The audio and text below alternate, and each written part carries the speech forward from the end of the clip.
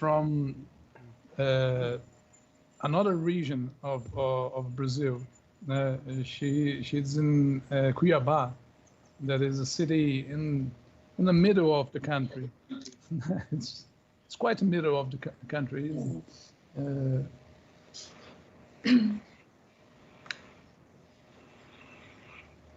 Well, I will ask a minute to have a coffee, and I will be back. Perfect. Me too. Let's take a water, coffee, and begin at 9 o'clock, okay? Good.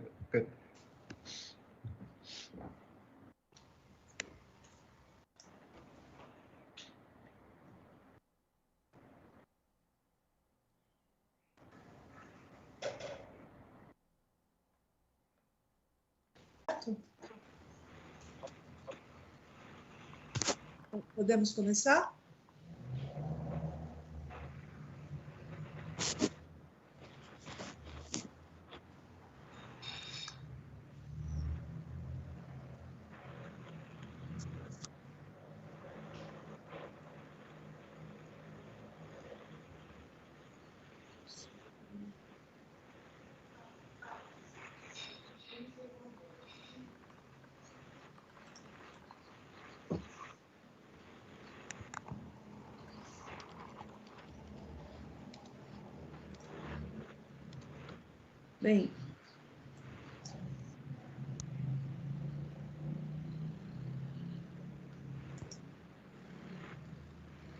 Bem, bom dia a todos e todas.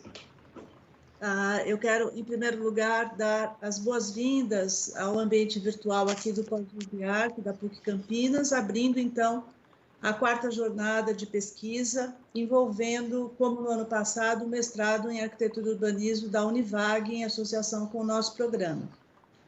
Em primeiro lugar, quero fazer agradecimentos a todos e todas presentes, aos convidados, palestrantes, debatedores, avaliadores, coordenadores das mesas, membros da comissão científica que selecionaram em avaliação cega por os trabalhos que vão ser apresentados na parte da tarde.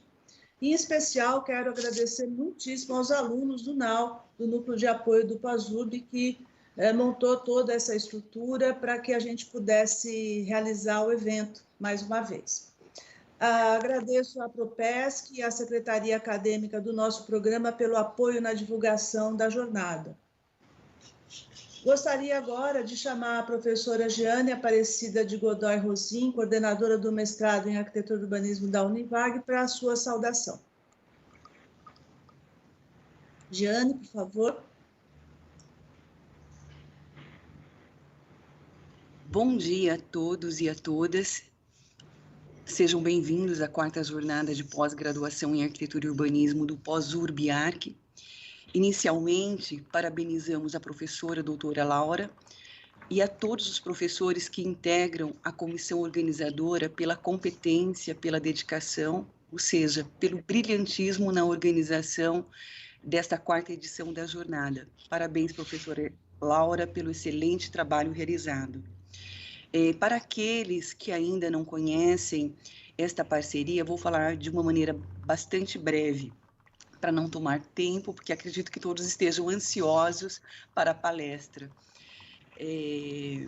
Este projeto de que trata a parceria, que tem como resultado a implantação do nosso curso Stricto Sensu na região centro-oeste do Brasil, estado de Mato Grosso. Bem, de uma maneira bastante sucinta, após a aprovação da sua apostila em dezembro de 2018, em 2019, foi implementado em Várzea Grande, região metropolitana de Cuiabá, Mato Grosso, o mestrado em Arquitetura e Urbanismo do UNIVAG, Mato Grosso, em associação com a PUC Campinas, fruto de uma ação pioneira entre as duas instituições, pois, segundo dados da CAPES 2015, a região centro-oeste cedia apenas 7,97% dos programas de pós-graduação, mestrados, doutorados reconhecidos. E, especificamente na área de arquitetura e urbanismo, existem apenas 2 programas na região centro-oeste, e nenhum deles localizados no estado do Mato Grosso. Frente a este cenário, o mestrado do UNIVAG Mato Grosso, em associação com a PUC Campinas, se constitui no primeiro da região e objetiva sua ampliação para um programa por meio da oferta de um doutorado, o que intencionamos realizar até final de 2024. Certamente uma meta ambiciosa, o que exige a potencialização de diversos recursos, particularmente aqueles dedicados ao desenvolvimento de pesquisas voltadas às demandas da Amazônia Legal. Para tanto, eventos dessa natureza são de extrema importância, não somente por oportunizar a apresentação, discussão de pesquisas em andamento em nossos cursos, mas, sobretudo, por oportunizar o compartilhamento do conhecimento científico em nosso campo de atuação em busca da excelência acadêmica, uma contribuição essencial para o sucesso das pesquisas em andamento, assim como para o sucesso do nosso curso. Neste contexto, aproveito ainda para lembrar que em agosto deste ano o nosso curso fez aniversário, 2 anos de implantação. Sabemos que é muito pouco tempo para um curso stricto sensu. E aqui queremos aproveitar a oportunidade para agradecê-los pela contribuição neste importante projeto, em especial aos professores que estiveram conosco desde o 2º semestre de 2019, professor Luiz Augusto, professor Jonatas, professor Ivone, professor Manuel e, recentemente, no último semestre, professora Jane e professora Laura. Gratidão, imensa gratidão. Assim, agradecemos mais uma vez essa parceria, em especial a participação nesse evento, e especialmente a presença de todos e todas, e esperamos encontrá-los novamente em 2022. Um excelente evento a todos. Muitíssimo obrigada.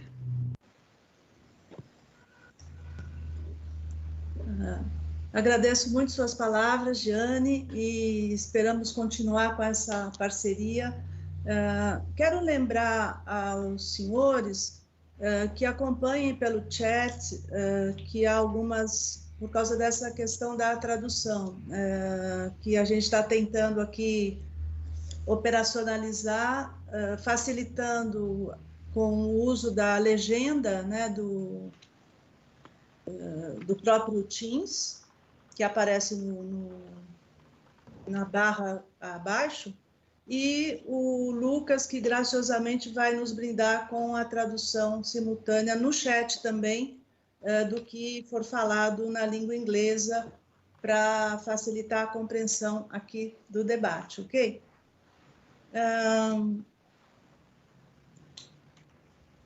Passamos, então,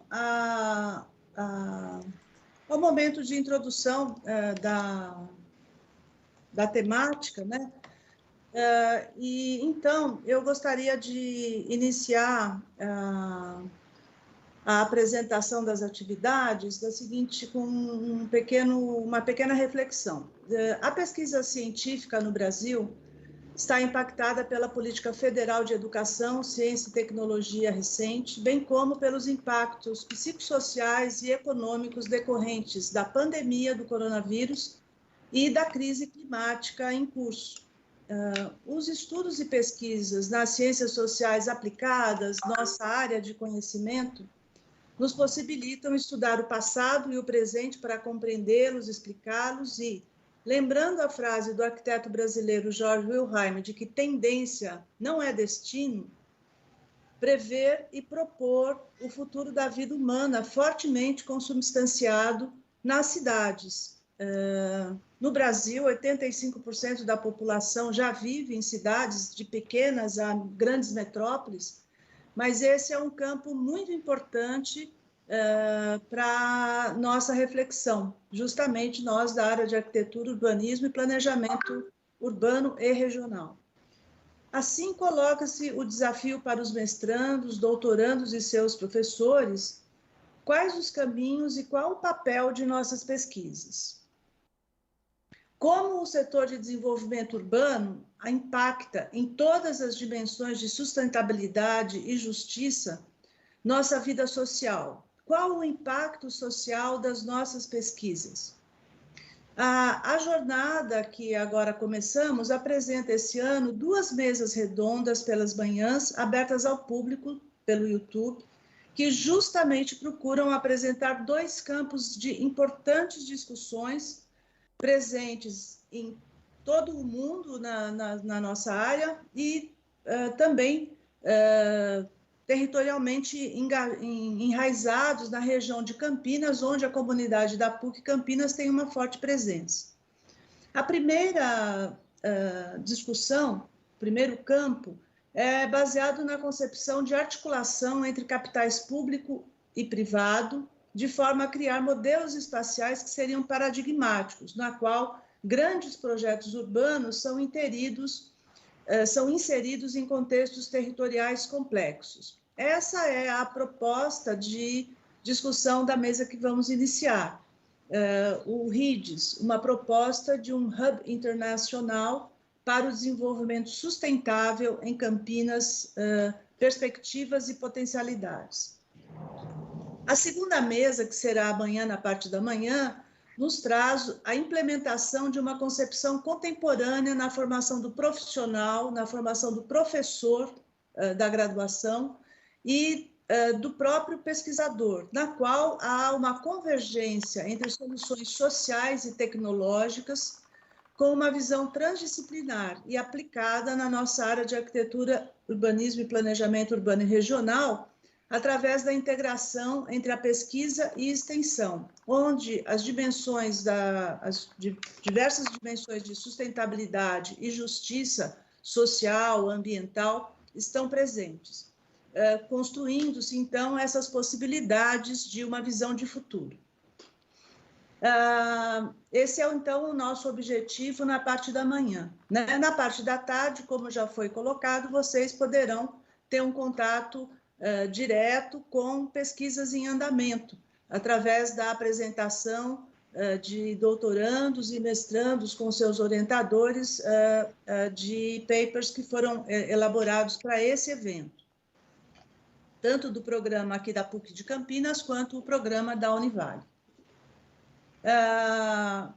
Eu quero reforçar, então, que nós estamos procurando melhorar a nossa performance nas atividades à distância, experimentando agora como dialogar com pesquisadores em língua estrangeira com mais facilidade e mais conforto. A mesa 1 terá, então, as apresentações em inglês, com legenda automática em inglês na tela pelo próprio Teams, e a tradução simultânea pelo chat, gentilmente realizada pelo doutorando Lucas Cerejo, de modo a facilitar a compreensão. Quero, então, fazer uma pequena apresentação dos palestrantes, agradecer muito o que tenham aceito nossos convites, né? E, particularmente, eu quero agradecer ao professor Jonatas a articulação dessa mesa, né? A professora Gabriela Celani, nossa colega vizinha aqui da Unicamp, é arquiteta e mestre pela FAUSP e tem PhD pelo MIT. Desde 2004, é pesquisadora e docente do curso de Arquitetura e Urbanismo da Unicamp, onde criou o Laboratório de Automação e Prototipagem para Arquitetura e Construção, o LAPAC, e onde atualmente é professora titular. Atua na graduação e na pós-graduação, desenvolvendo pesquisa nas áreas de fabricação digital, automação do processo de projeto, gramática da forma e projeto algoritmo paramétrico, de maneira transversal à arquitetura e urbanismo. Na Unicamp, foi assessora do pró-reitor de graduação e do reitor e diretora de projetos do Museu Exploratório de Ciências.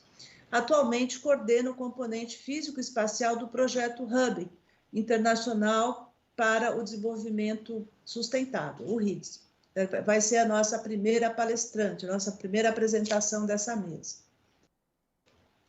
O professor Hendrik Thieben é diretor da Faculdade de Arquitetura da Universidade Chinesa de Hong Kong. Ele é arquiteto, pesquisador e educador, devotado à criação de cidades inclusivas e saudáveis. Ele entrou na dessa faculdade de arquitetura em 2006 e trabalhou no mestrado em ciências em urban design e também no programa de estudos urbanos. Ele recebeu sua formação em arquitetura na Alemanha, Itália e Suíça, e o seu doutorado foi realizado no Instituto Federal de Tecnologia de Zurique. Ele é atua como arquiteto na Alemanha e foi um dos fundadores do Instituto de Urban Design de Hong Kong. Nos últimos anos, ele desenvolveu uma série de trabalhos sobre espaço público e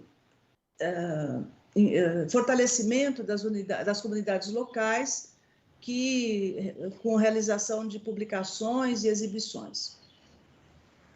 A pesquisa atual do professor foca nas relações entre forma urbana, saúde e bem-estar. O professor Jonatas Magalhães Pereira da Silva é professor titular e pesquisador do Programa de Pós-Graduação aqui da POSURB-ARQ, e é professor da Faculdade de Arquitetura e Urbanismo também, participa no Programa de Cooperação UNIVAG PUC, como docente do programa, e fez pós-doutoramento na Universidade Federal do Rio de Janeiro. Ele é mestre e doutor arquiteto pela Faculdade de Arquitetura da USP também, e ele é co-líder do grupo de pesquisa Políticas Territoriais e a Água no Meio Urbano. Atualmente ele é editor-chefe da revista Óculo Ensaio, a nossa revista do nosso programa de pós-graduação. Atua como consultor, destacando-se na coordenação do Plano Diretor de Infraestrutura da Unifesp, o plano do campus em São Paulo, inserido no contexto da maior metrópole da América Latina. Atuou em diversos planos diretores, projetos de desenvolvimento urbano e também em urbanização de favelas. E ele representa a PUC na equipe dos estudos sobre o RIDS. Agora, então, passo a palavra à professora Gabriela Celani para realizar a sua apresentação. Bom Muito dia, obrigada. vocês estão me ouvindo? Estão me ouvindo bem? Então, bom dia, Laura. Muito obrigada pela introdução. Muito obrigada pelo convite a todos vocês. E realmente é uma honra muito grande participar dessa mesa. Okay, so Jonatas has suggested that I talk in English. Is that okay? And I'm just saying something now to be sure that the captions behave well, because so far I was having a lot of fun reading what it was saying. So it was really weird, but now I think that it's following me, right? Okay, so first of all, I'm not sure I can share my slides because the button is grayed out here. So can anybody help me with the sharing of my screen? Alguém pode liberar para eu... agora sim. Okay. Now I can do it. Let's see. Screen. Yeah, I'm gonna share the whole screen. Okay, you can see my busy schedule for this week. Yeah. So since I'm not seeing you, if there is any problem, I would just like to ask somebody, or maybe Jonatas, to let me know if something is not going well, or if you stop seeing my slides or anything. Is that okay? Okay, thank you. Actually, now I can see Laura here in the corner, at the corner of my screen. Okay, so I was happy to hear that Laura mentioned the words complexity and public-private partnerships, because this is exactly what HIDS is about, right? So HIDS stands for International Hub for Sustainable Development. And so in my presentation, I'm going to give you a very brief introduction about knowledge-based urban development. Then I'm going to also briefly, because we don't have too much time, but just briefly introduce one of our most important case studies, which is Paris-Saclay, the Eco Territory. And then I'm going to tell you a bit about HIDS and the initial studies that we have been developing. So what is knowledge-based urban development? This is something that is very hot in the international literature nowadays. And then, I mean, I found this image that I think it's very it says a lot about it. You see on the left, this man on his head. You have all this, this smoke coming out from these chimneys. So this is representing the industrial economy, which is based on, I mean, it brings you a lot of money, but it also brings you a lot of pollution to your land, to your territory. And then on the right-hand side, you have this woman with the very, kind of cubist look. And then you have these creative shapes coming out of her head. And this represents a new type of economy, which is much more based on knowledge and and creativity. So I like this image because I think it really represents what we're up to now. So we most of the country, actually this has a dark side, because of course somebody has to produce the industrial products that we are still consuming, and this is being pushed to Asia, mainly to China, and then very soon China is going to push it to other parts of Asia, poorer parts of Asia probably, which cannot still are not ready for the knowledge economy. They don't have that type of investment, so they don't have any other option other than implementing these factories that are very polluting. But hopefully this new knowledge economy will help the guys producing in these industries to decrease the level of pollution and maybe find new ways of producing those products without being damaging so much the environment. So we are in this point, in this turning point, in which we need to foster this new type of economy, but at the same time we need to think about the left-hand side type of economy and turn it less harmful to our world, to our environment, with the help of knowledge, hopefully. So, okay, let's not go in. Oh, yeah. Okay, so this slide shows you a summary of 3 generations of science or technology parks. So the first generation was very much inspired by the Stanford model and the Silicon Valley, and it's based on a type of innovation that is called by the literature as science push, which means that the university is developing something new, and then it goes to the market and says, oh, okay, how can I take this thing that I have invented and put it in the market? So this is why it's called a science push. So science is thinking about something and then putting it in the market, and the objective of this type of innovation is to increase the economic opportunities for the universities. And usually this type of technology park, they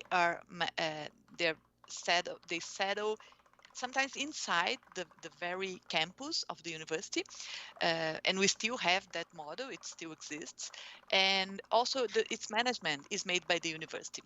The second generation of science and technology parks is based on a type of innovation called market pull. So the market needs something to be invented, and then they ask the university to help them in inventing or developing something new.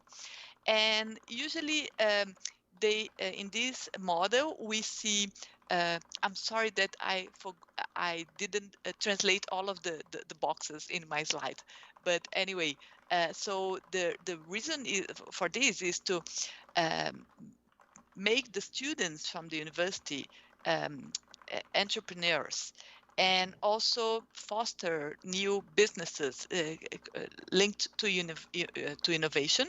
And usually this type of park is usually settled close to the universities, but not necessarily in the downtown of the city, in the city downtown. And usually it's run by private firms. Then we come to the third generation of science parks, which is something relatively new. It has appeared in the recent decade, or in the 21st century. and it's based on a kind of innovation that is called interactive innovation or feedback based, which means that this innovation is highly dependent on the local community. So let's say that a firm wants to, first of all, really get to know their public, the public who's going to use that product, and then really develop this innovation based on their actual needs, not just by imposing something from up to down, top down, but really developing something collaboratively. So some firms have found out that they really need to interact with the community. And then this type of science park, they are usually settled in downtown centers, in bustling city centers. That's what the author says, and also they're usually they require a very close public-private partnership, because if you don't have the government acting in this type of partnership, in this type of technology park, it's not going to happen, because you need a lot of investment, and the government is willing to do this because they know it will be good, it will help in the development of of this region, in the local development. So this is what we want HIDS to be. And then this type of interactive innovation can be very much based in the concept of living labs, which is something also that we're going to talk a bit. So this is just an excerpt from that paper that you have the reference below. And it says third generation science parks, which are more deeply integrated part of their region, set the aim of improving the welfare of the local community, which cannot be limited to merely improving the financial standards of life. In this scenario, aspects other than financial matters, like the improvement of efficiency resulting from innovations, should not lead to a drastic decrease in employment, or if so, the company should have a predefined plan to handle such situation, can get taken into account into the course of innovation processes as the player's internal motivation, explicit or implicit. And so it goes.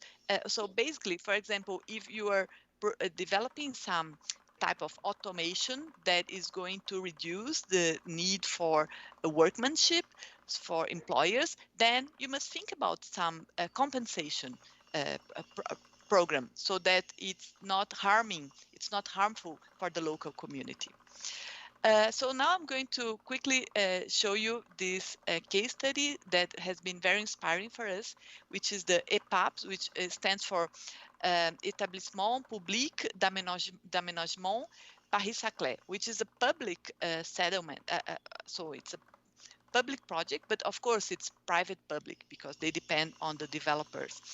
And first of all, we did a study about other regions in the globe where we have synchrotron facilities like the one that we have in our territory in HIDS. And we looked at the ones that were also establishing innovation hubs around the synchrotron facility, because it's a very, very expensive facility. And so you need to really create the conditions for taking full advantage of this huge equipment, which demands a lot also of money for its maintenance. So you must make sure that it's going to be well used. And then we found out the ones that we found more interesting and closer to our conditions are one in Barcelona, which is the ALBA.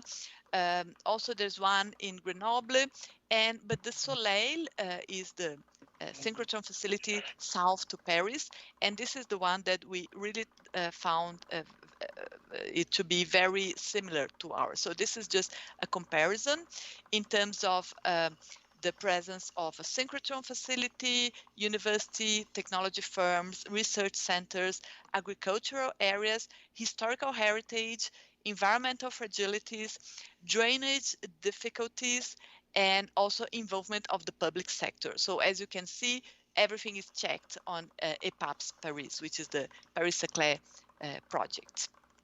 So Yeah, so here on the left-hand side in the map, you can see this is Paris. And okay, let me check. Okay, now I can show you better. So this is Paris, and Paris-Saclay is located right here. See, about 30 kilometers south from Paris. And here you see in the green circle, this is their synchrotron facility. But then, as you can see in the territory, we have these darker green areas, which are forests, protected forests. We also have all these these green patches, which is agricultural land. And then you have, I mean, the École Polytechnique, the engineering school, has been located here for many decades. And the Soleil synchrotron facility, I think it's been there for maybe 15 years or so. And then they also have some firms that started settling around the synchrotron facility, but it was not really an innovation hub until they decided some 10 years ago. They decided to turn this into a very hot innovation area. And this was decided from the central government from France. Actually, it was in the Sarkozy government. And they decided that by around 2030, I think, they were going to produce like 25% of the whole scientific production of France will be produced here. So it's a big thing. It's a very important national project. And then there's a lot of information about Paris-Saclay projects on the internet, and there's a lot of brochures. They have a very strong marketing project and program. And then you see that what they say is it's a Opération d'intérêt national, so it's national interest operation.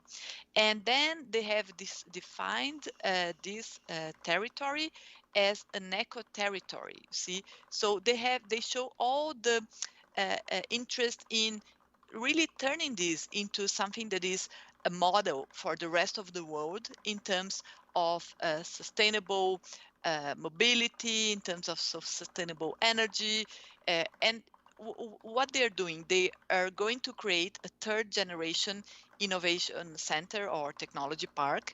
But as you remember what I said before, according to some authors, to have a third generation science park, usually they're settled in bustling downtown centers. And here we don't have a bustling downtown center. So what they want to do is artificially create this bustling downtown center. So, and you see a lot of evidence of what they're doing through all the material that is available.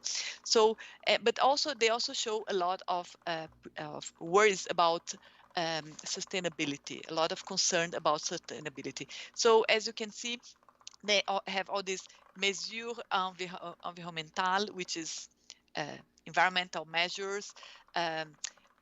They're taking care of the water in terms of, they have a big problem in terms of the soil doesn't absorb a lot of water. So they are implementing a lot of nature-based solutions, which is the right way to deal with this nowadays. And they are also creating a lot of public equipment and diversity of public spaces, because they, of course, they want people to be able to meet and to foster innovation and creativity. So this is just a plan for how they are dealing with the water and with but they also have concerns about the local heritage, historical heritage. Just like we have in Heeds, they have some old farms, some very actually much older than ours. So, but they are preserving the memory of this area. And they're creating, for example, this is a trail, a historical trail, in which you can see a lot of marks in the territory that tell you about the history of the area. And then they have this, this is, I think, one of the most important things. They are concerned about the mixed use of the buildings, the new buildings that they're creating. And they're also including social housing, So there are areas that have already been delimited for including social housing, and they have this very strong media communication with the local public, and also with the public from the all the area, not only locally, but also with Paris and so on. Because of course, there's a lot of money, of public money being invested. So and you know how French public opinion can be very strong. So they need to constantly communicate with the communities. And this is an image from Google Earth from 2002. And we just go to 2019, and you can see how much they have built in less than 20 years. So, and then this is an image of how it is right now. This is all newly created, newly built, but you can see the quality of this urbanization. You have, first of all, you have mixed use with commerce, retail on the ground level, and then you have housing on the upper levels. Buildings are not too high. You have very good quality urban infrastructure in terms of streets and also mobility. And then also in terms of, you see here, for example, the bioswale. So they're implementing nature-based solutions. And then you can also see, you see here, the old farmhouse, and it's integrated with the new buildings. And you also have like some kind of urban agriculture. And so they're really implementing what what we consider now to be really good practices. And this, I like to show this image because on the left hand side you have an image of what used to be a parking lot before they started this project, and these very trees are the same one as you see here. And so in the same place where they used to have a parking lot with asphalt, now they have this public park, and they made I don't know how to say that in English, but it's a kind of a small an area for retaining the water when it rains a lot. Uma lagoa de detenção. Right? And detention pond. Detention pond. Thanks a lot. And now I'm going to show you a bit about heats, and you see there are many similarities. So first of all, this is the city of Campinas. So downtown is here, but the University of Campinas was settled in the 1960s up here, I mean, in an area that used to be completely rural at that time. And so, but we have it there, and there's nothing we can do about it. And so we need to create a third generation technology hub. It has to be there, and so we will have to also artificially create this bustling area. And then if we look at it nowadays, we have this hatched area in pink is what is called the Barão Geraldo district, which used to be a rural area. Now now it has a lot of houses because of course people went to live close to the university, but it's not a really dense area.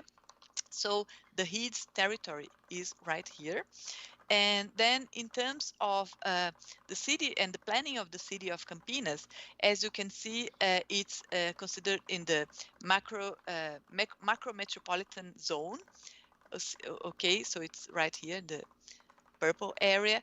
And then in the last master plan of the city of Campinas, which was was established in 2018, defined three main development zones or strategic development poles in Campinas. One is around the airport, another one is in downtown, and the third one is exactly where HEEDS is, which is called Unicamp Polo Ciatec, because the former name of this area was Polo 2 Ciatec.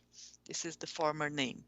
And then you look, for example, at the urban regulations, and you see that there's something that is not matching the need to create an innovation hub, which is the use of the land, which is because you see this is use, the orange means that the only activity allowed here nowadays is economic activity. So no mixed zone, no residential zone. You have some residential zones around it, but not really a lot of mixed zones, and especially not in the area. So this is the territory from the Google Maps, and you can see that one thing that is very that calls our attention is that Unicamp has recently bought a farm that was in the territory, and nowadays the Unicamp's territory crosses the HEED's territory from left to right, from east to west, and so now Unicamp has a very strategic position in the territory because it's really going from one side to the other. But let's just see the other bigger players here. So you see the PUC Campinas campus is right down here. Previously, it was not part of the CIATEC, but the proposal for creating HEEDs includes the PUCAmp's campus. Here you have Unicamp's campus, and then Fazenda Argentina, which is that farm that I just mentioned that Unicamp has bought recently. And then other important players or stakeholders are CPQD, which is an important telecommunications, previously public owned, and now it's a privately owned company that also has their own technology park inside their land. Then we also have CNPIM, which is the government-owned research center, which has the synchrotron facility. Then we also have another smaller university. It's not really a university, it's a faculty, FACAMP, and it's located right in the middle of the territory. And then Santander, Santander Bank has more recently created their data center in this area, which is not really a development facility, but it's somehow related to technology because it's a data center. And just to go, just coming back a bit here to show you that this axis is very important because this is a road that connects to other cities, but in the past it was used as an entrance to the inner parts of the territory of the country. And then this other one is Rodovia Dom Pedro, which is very important. It's part of the ring around the city of Campinas, and so it has a lot of traffic. And then another important thing in the territory, another important element is this, which is a very big shopping center, shopping mall. It's called Dom Pedro Shopping Mall, and it plays really regional importance. People from around the city of Campinas, from other neighboring towns, they come to shop in this shopping center. So here I'm not going to go through all of these, but this is a timeline that we made, and we can see that this territory has been important since the 18th century when we started with gold mining. So it was not a gold mining location, but it was a passage to the gold mines. And then at the end of the 18th and during the 19th century, it was an important area for monoculture, especially for sugarcane, and after that for coffee plantations, and starting with slave workmanship and then passing on to immigrant workmanship.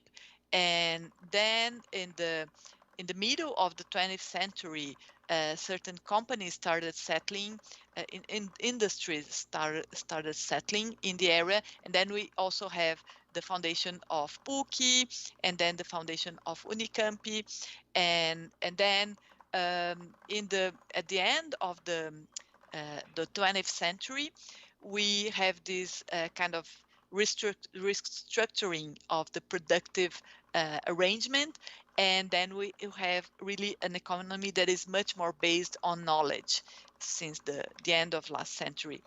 And And nowadays, we can think about a new type of sustainable economy in this area, because I think this is what HEEDS is about. Okay, so this is in terms of what has already been planned for the area. I'm going to go quickly through this. So this, I'm just showing the local plan for the management of Barão Geraldo district, and they were already mentioning the difficulties in terms of lack of infrastructure for the what we call now HEEDS area. And then Innova, which is the Unicamp's innovation agency, in 2008, they hired this company Protect to develop a plan for the area. And so this is an image of what they proposed.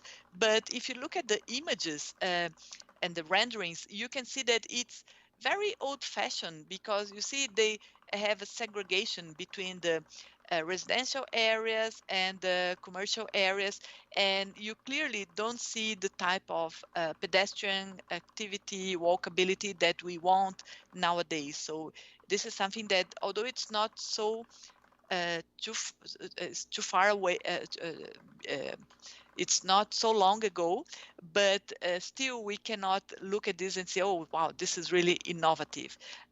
This is much more related to maybe the second generation technology park than to the third generation that we really want nowadays.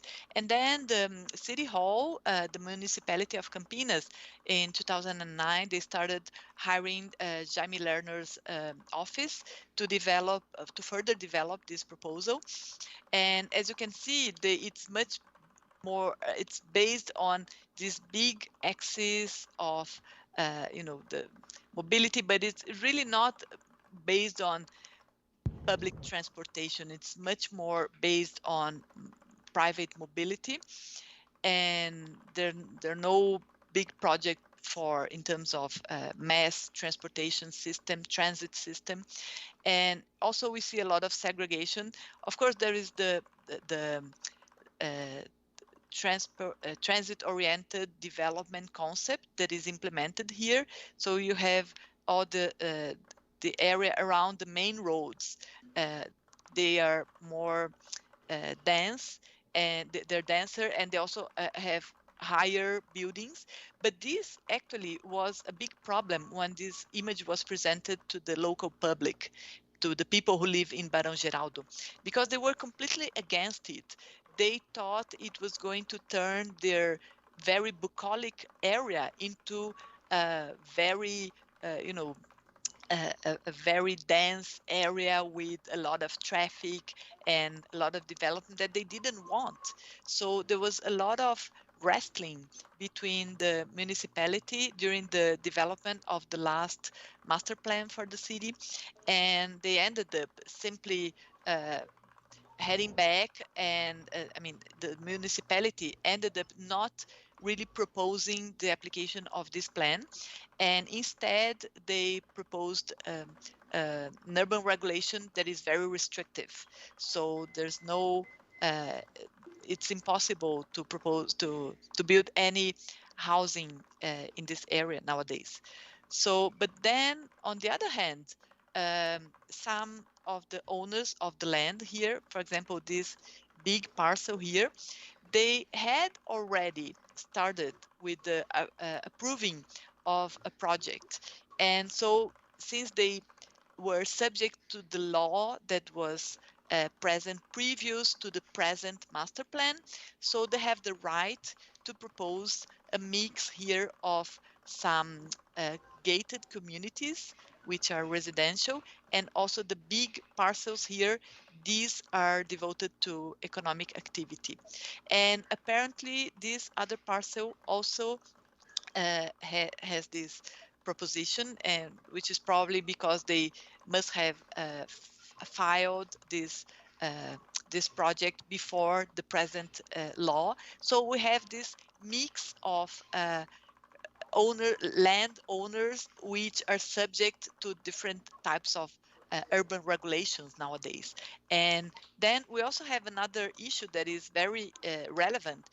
This area, which is outside of HEEDS, is also under development right now.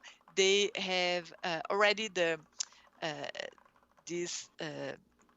It's a big parceling project, a big development, and it's going to include some housing, gated communities, but also some high-rise buildings, especially along the main road. So this is, I mean, our risk also is to have this area competing with any development that we make here at Heats. So as you can see, it's a very complex situation, and we have still very high cost of the land because it's concentrated in the hands of a few owners.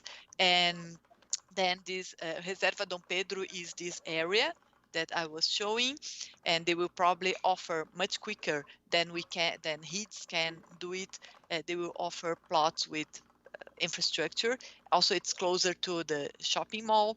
And then, okay, so these are some of the problems. And we also have a problem that if we create this idea that this is just a crossing area for some other developments that are being created in the north part of the city, then it's even worse, because then we're just a passage. We're not really a place to be. And this is the present road system proposed by the City Hall. And but as you can see, the use of the land is still very restrictive.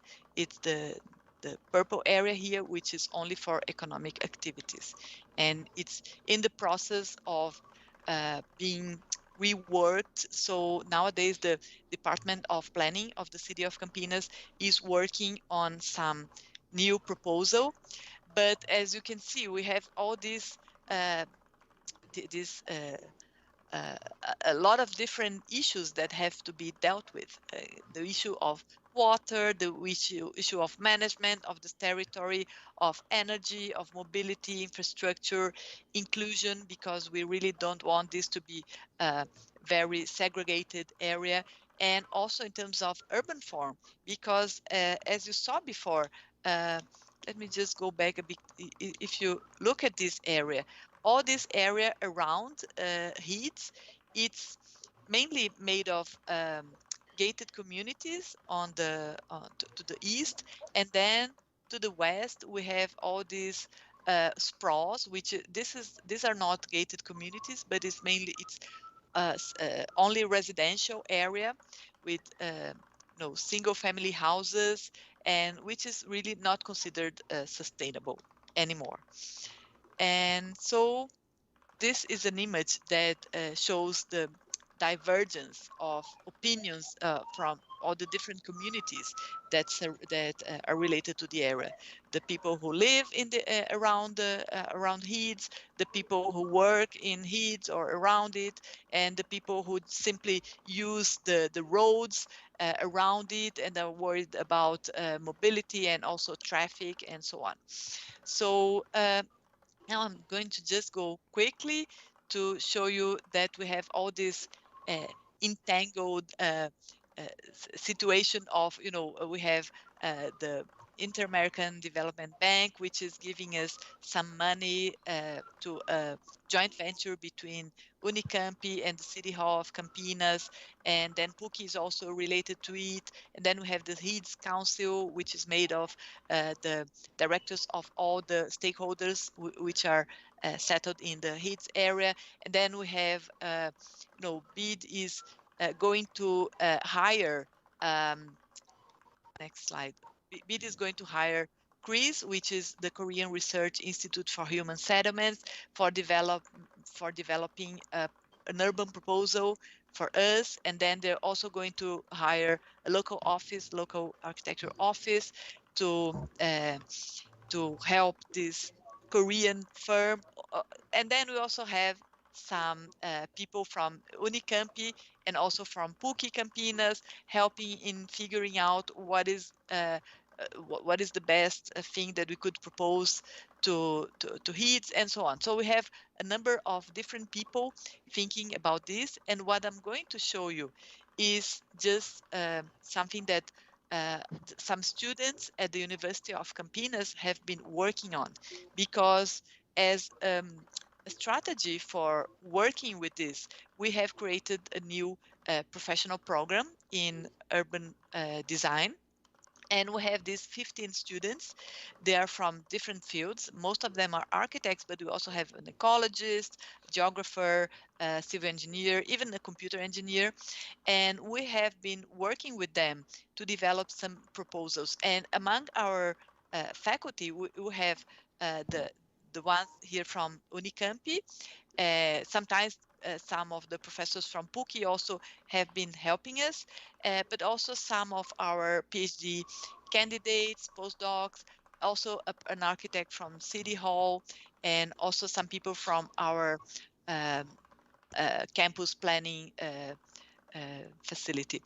And so our working plan has been to do these territory studies and case studies, and then try to come up with the urban vision and concept and develop some preliminary proposals. But then we expect to have Chris, the Korean firm, to look at what we have already developed and help us. Actually, we are going to help them and accompany their work while they come up with a more definite proposal. So just to illustrate a bit what we have in the territory, which is of relevance. This is the main house of one of the farms that is in the area. It's from the late 18th late 18th century, early 19th century. And this is a study that we did about the land coverage. So as you can see, we have a lot of paving, 21% of paving, because we have a lot of parking lots. And also, I mean, if we add up the streets and the parking lots for the areas that are already occupied, then we already have 20% of the total area. And as you can see, most of the area is still comprised of farmland. So what if we start applying the same model of urbanization to the rest of the area? What is going to happen? And then we also have this entanglement of ecological corridors, which is very important for the health of the natural areas that we have in this zone. And then we also have made some studies about the geological characteristics of the area, and somebody can help me. Argila is a clay. Yeah, the soil is basically made of clay, so it cannot absorb a lot of water. So you have a lot of superficial runoff, and which makes it very difficult to deal with, because we have already been having a lot of floodings in the river that runs in this exactly in this area. As you can see, we have a river here, and so we are foreseeing a lot of trouble with the if we start urbanizing this area without proper care. And this is also about the steepness of the land. So as you can see, we have certain areas in orange and red. They're very steep, and so this can also be a problem. And then this is a mobility study. We don't have a lot of walkability possibilities.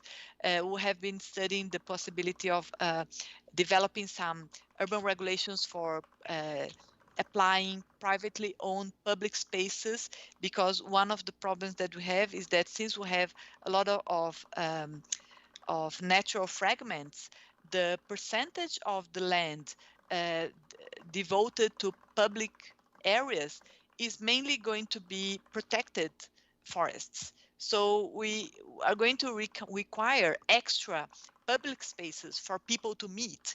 And then because this will be above the 30% that is usually required, then we will have to rely on privately owned public spaces. And then this is just to show a bit of what our students have been doing, and we're going to publish a booklet with all the results. And basically, just to finish, I'm going to show you some of the proposals that they have come up with. They have been using city information modeling, and so this is the central area in which they propose a kind of centrality. So we have basically been working on the morphology. Of course, this is all mixed use, and as you can see, it's very close to the synchrotron area, but this is a piece of land privately owned that could probably accommodate an increase in the density of the area. And this is another study that we made for the border between Fazenda Argentina, which is owned by Unicamp and which is public, and a private area south of the border. So we think that we could try to create some continuity in this border. So the border is crossing right in the middle of this area. So, and also we thought about bringing this type of development from PUC. PUC is right here, and there is an ecological corridor that crosses here. So right after it, we could have a kind of development that is continuous and goes around this big line that is the border between Unicamp and the public and the private area. And then a third proposal that our students did is a park around the stream or the river, which would be very important to preserve it and also to avoid floodings in the area. And it could also be related to some touristic activities, and it could also be something related to sustainability and ecological education. So basically, this is what I wanted to show. If you have any questions, please don't hesitate. I can show you. I mean, I can go back to the slides if you want.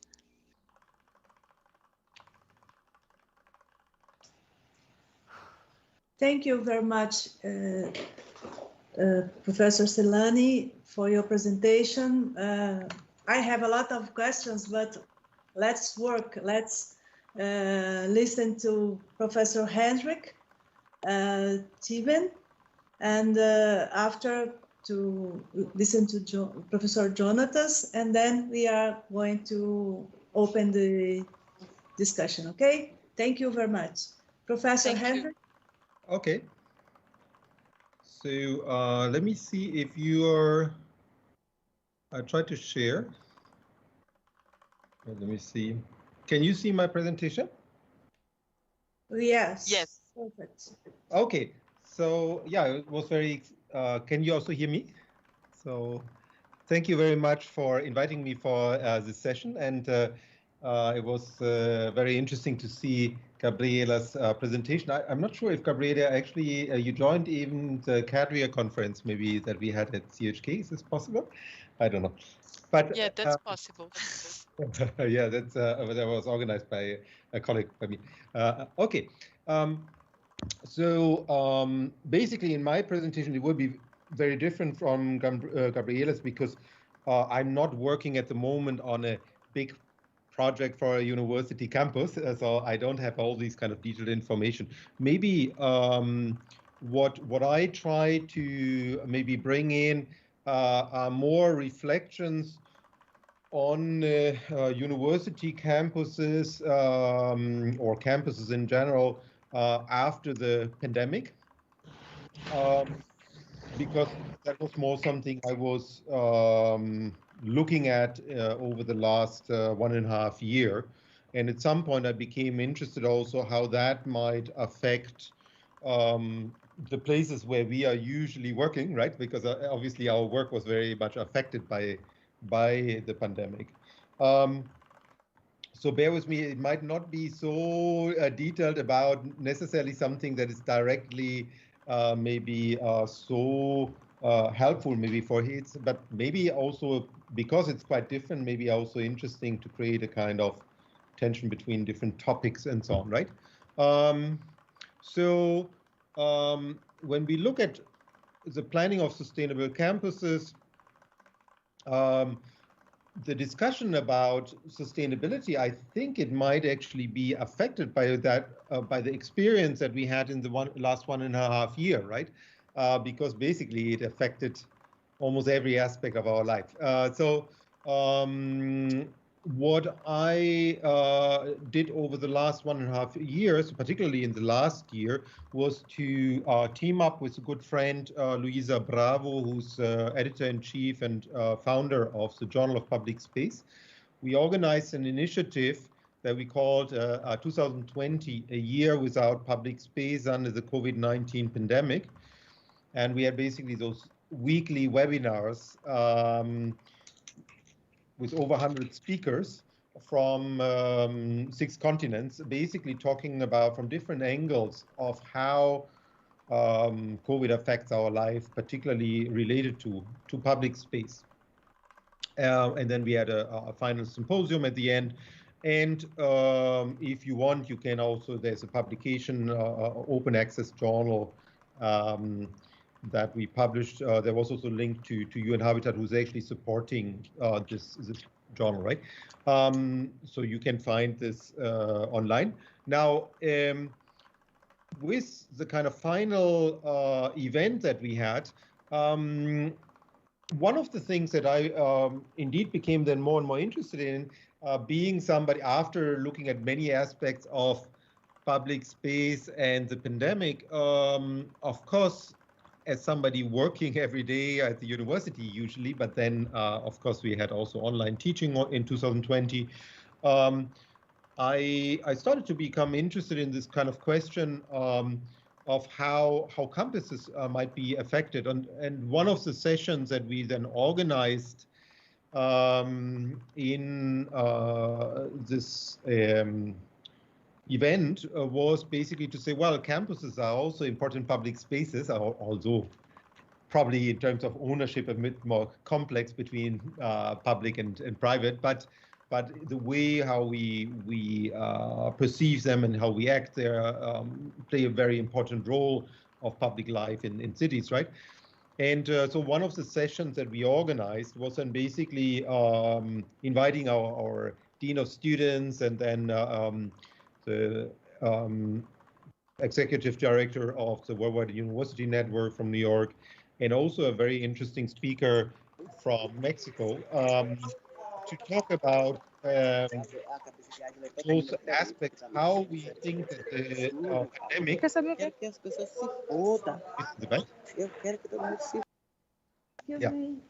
Okay, it's okay. Okay, how this might affect basically campuses in the future. Now, before I come to discussions about campuses, I just want to go back to some of the experience that we made in Hong Kong with the pandemic. Because I believe we still, even here, we're still in this, even though we can basically go everywhere and so on. So we feel all that COVID-19 obviously is a learning opportunity, right? So, but that many things we can maybe learn not only by looking at campuses, even when we want to plan a campus, but also at the city at large. So maybe just kind of some figures here. You might have seen, I haven't broken it down per million people, how many people died on it. I don't want to kind of necessarily say that how well or not well Brazil functioned during the pandemic, but certainly in the comparison with many also where I come from, Germany and UK and USA, Taiwan and Hong Kong, where I spent a lot of my time. And in fact, in the beginning of the pandemic, I was for 4 months in Taiwan. It was quite amazing to see how these places worked actually quite successful to really help that the virus couldn't spread so much, and actually life could continue relatively as normal. No? And in terms of fatalities, I think in Hong Kong we have now 212 people that died. But we were quite close to Wuhan, right? So we were basically here, many people from, of course, we don't know exactly where the virus comes from, but let's say At least it was first kind of discovered in Wuhan, right? And many people traveled through Hong Kong and so on, right? But only 212 people died in total, and in Taiwan, with a much larger population, 839. So now in this period, so just kind of some general observations. I would say one thing was very interesting, that probably most of the success was because of the way how civil society was prepared. Immediately, everyone who could would wear masks and follow those kind of rules, but by themselves. Nobody had to ask them. In fact, because people had experienced SARS, people immediately would kind of react differently. Of course, I mean, I'm sure in your place nobody still doubts this, but I can tell you, we have 212 people that died, and you can imagine a Hong Kong metro line or a Japanese metro line, basically people stacked next to each other, thousands and thousands of people. They are not infected and not dying. There's only one reason, I would say, right? So, in fact, and we still do. But the other thing is, when we go to town planning, I believe that certain things really played off in the pandemic. We have, luckily in Hong Kong, even though there are some situations that are quite problematic, but some of the new towns that were planned, and we are lucky in a way that our university is in this new town, Sha Tin. It was planned since the 70s, and our university since the 60s. That much of the planning philosophy at that time actually helped during the pandemic. That is basically an investment into green parks. That's Sha Tin Town Center. Our university is just kind of here around the corner, just here, like maybe half a kilometer away from here. And when we see already in the 70s, which is actually quite surprising for Hong Kong, which usually today is not really very masterful for this, was looking into green systems, cycling routes, and so on. In 1976, you had kind of footpath, cycling routes, and so on. Now, those, and of course, a very well-planned city in the sense that it's very mixed use, and also public and private housing and different kind of income groups live very close together. So we have public housing. This is really for the poor people in Hong Kong and so on, right? But it's quite decent in terms of the quality of public spaces and so on. And then when we had the crisis, and we had before even another crisis, we had a little kind of, I don't want to say civil war, but a little bit of a big demonstration and so on that reached also our campus. And in this time, for example, people, of course, were more cautious to use public transport, but because these other systems of transport and so on functions very well, people could go very easily to other areas, which in Hong Kong otherwise is not really possible, but in this particular area is really working quite well. And also in terms of the physical, but also mental health, really helps probably many people to cope with the stress under the current situation. Now, of course, this is just one picture of what happened. So in Hong Kong, maybe the people that were affected by the pandemic is not necessarily because they are infected, but it's more by economic hardship or by other big problems. For example, children couldn't play, everything closed in terms of playgrounds. Domestic helpers also suffered, which are belonging to different minorities, and also more ethnic tensions. And particularly problems that weren't addressed over time, particularly housing problems and social disparity or polarization really popped up like everywhere in the world, right? And I think it's something that probably we can see in most part of the world. And obviously in Hong Kong, we know those photos of subdivided flats, but then imagine these are kids that also had to isolate at home. And you can imagine if you're in this environment, then 2 kids maybe have to have a laptop and do their homework from there. Isolation at home becomes a different story, right? So it's a tension of people in those kind of very problematic situations, particularly also because schools were closed, libraries were closed. So the only place you could say is at home. For middle-class people, for me, it's okay, right? But for many other people, really problematic. Now, when we look at those accelerated trends, actually many of them we know they were already there, but they were just kind of boosted, right? So of course we all talk about this, heightened health and housing disparity, increased mental pressure, violence, particularly in Hong Kong, street violence almost not existent, but domestic violence, right? In our case, more need for public space and private spaces, as you've seen. Many people went through the country parks.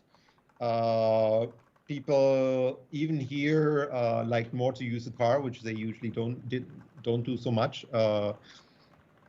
But then also the whole questions that's also discussed with the 15-minute city and so on, local services, infrastructure, having those things nearby, the entire digital boost, right?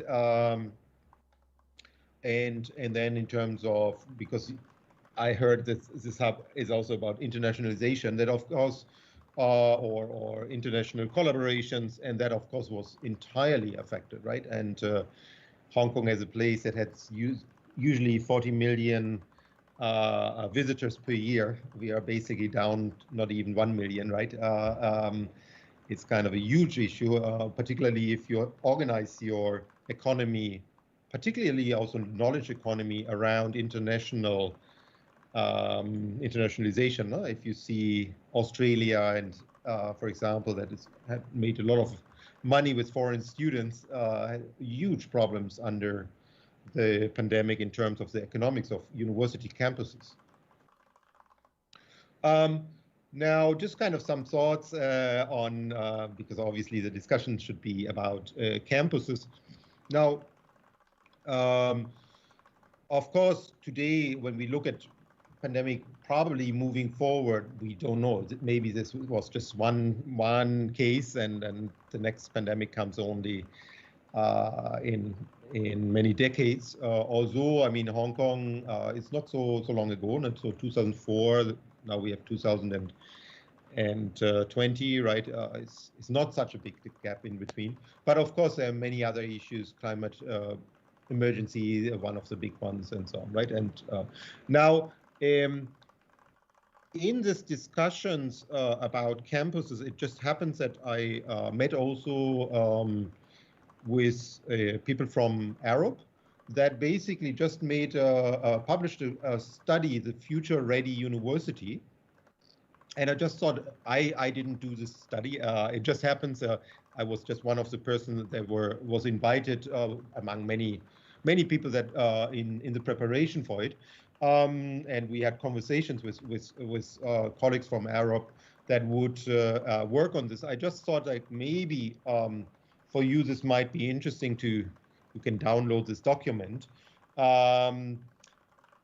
because it also tried to reflect now at this particular moment. Basically, I think it's published maybe a month ago, to see how all those kind of changes might affect universities, but probably as much also science parks and so on. And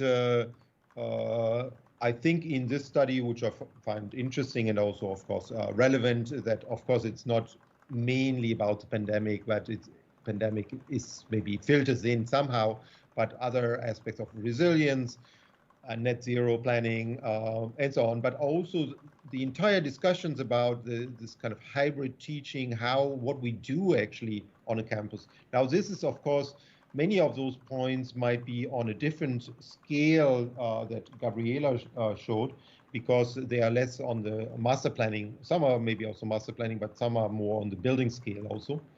But maybe still interesting how that might affect our life, our planning in the future. Just as usual, images are quite good maybe to explain some of those ideas, right? Of course, all the kind of things that probably make sense, right? Renewable energy and so on. But then maybe some of those things that come in because of the recent experience, like improved ventilation, health facilities, wellness, and of course, importance of green spaces, outdoor spaces, and so on, right? This is just because personally I haven't done much studies yet on this topic. We are just starting to reflect about this, and I think I find many of those points resonate with things that we are also looking at, and they are here already published, so you can download and have a look. Now, just a little bit of initiatives, what just in the very small scale, bottom up, basically, we are looking at from the School of Architecture, obviously in a different scale than Gabriela's work and the HITS planning.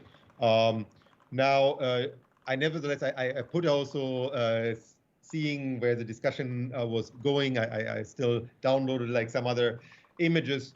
This is basically the entire territory of Hong Kong. Here's Shenzhen, which of course has developed to a giant with over 15 million people and all the kind of social media industry and so on that is now popping up in or already exists in Shenzhen. And you see there are different kind of knowledge corridors. Our university is here, is basically part of this Eastern knowledge corridor, and also meant to be an important player in this development of these different economic corridors, knowledge corridors. Here's Hong Kong Island and Kowloon, the main areas. Now, just an aerial photo of our campus. Our campus is here, quite nicely located. This is shot in the new town that I just showed before. I live somewhere here, and here what we see along the waterfront is probably, I would say, between first and second stage of the science parks that Gabriela showed. So we have, in fact, one of those science parks that was actually already built. It exists already since probably 15 years. Along the waterfront, with the idea to create those kind of spin-offs of the university, or you might have companies like Philips or other international companies over there. Also, what's important for our university, and I think a big advantage, and this may be something, of course, also the question how this, in your case, is possible or not. Hong Kong obviously has a very highly developed metro system, public transport system. So the location of the university is very much linked to a very essential metro line, and before earlier train line that it's actually very supportive for this entire place. Just to mention, seeing health and well-being, right, and linking this back to the pandemic, we just completed at our university a new medical center, and I think this kind of investment into medical centers is particularly, of course, important at the current stage. In fact, it's also interesting because this one is not, we have another medical center more only for the campus, but this one is basically the university, but helping the entire city, of course, and community, and was also basically where we all got our vaccine immediately, right? Because then those facilities are there, and they have then the know-how or can help in crises and so on. So now our university is kind of aiming to be very sustainable, as many universities, right? Now, this is, of course, more, it's a bit easier to make just a nice labeling. Now, it's, of course, a question how we are indeed implementing sustainability goals in terms of our university in teaching and also in various other activities. There's a very strong commitment since recently into SDGs and sustainable development, with particular courses that are specifically targeting sustainable development, also for students as basically minors, basically almost. Initiatives, because I cannot really show you an entire master plan for a university at the moment, because we are just kind of reflecting in the School of Architecture how we are addressing some of those kind of issues that came along. Of course, for us, the SDGs, particularly also the new agenda, maybe also ideas about donut economy and so on, are quite essential in our teaching approach. And we have basically a tradition to organize those urban thinkers campuses and so on. Now, coming back to things that happened under the pandemic, of course, one thing was to reorganize teaching, blending teaching between online, offline, and so on. And one of the things where I met Jonatas and some of the people in the audience that I've seen already was then that we tried out new initiatives of exploring international collaborations as how they could work without traveling, right? So this was a very nice collaboration with Federal University of Rio de Janeiro in Parsons, and Jonatas was one of the teachers, right? And how we could basically reinvent and explore change of teaching our discipline in case of those kind of particular situations. Now, this one is not necessarily affecting directly campus design, right? However, this is just a publication that Parsons then put together from this workshop. But this, of course, might be one of the little experiments that let us think about how in the future a campus and life on the campus and working on a campus could be different. At the moment, CHK is basically my university entirely back to face-to-face teaching. In fact, we are not even allowed, or we have to apply for online teaching at the moment, because the university wants to get every student back. Of course, everyone wears masks and so on, but I believe that this whole discussion about blended teaching and the experience of the last 1.5 years, they will inform our working. Now, what I in fact asked some of my young colleagues to look at for us and to reach out to our campus planning and dean of students and so on, to see how we as the School of Architecture could contribute to new ways to see the campus. And we are just in the process, a starting point to do that. But of course, one of the points that will be very central for this is on one hand, to recalculate probably the capacities of standard lecture rooms. Do we still need all those kind of standard rooms and so on? Maybe not, right? And on the other hand, but what is still important, and that's probably very strongly an investment into student well-being and also social networking and so on. Design thinking, social networking, all those things that were so strongly affected, but also that are very difficult to provide in an online way, because we saw that how easy, basically we probably, I don't know how it was, maybe later we can talk about it in discussion, but basically I assume maybe the same for you, our entire program, our entire university life, everything was online for a year, but came then back, right? And there are many things we can maybe learn from this. This is just from this PhD student, Jimmy, that is looking into learning environments, not only with the pandemic, but also in general, also in secondary schools and so on. And we asked him to work with us on a study to think about what could be those kind of future points that then also we want to use for our own building, but also other areas on the university together with the dean of students of the entire university.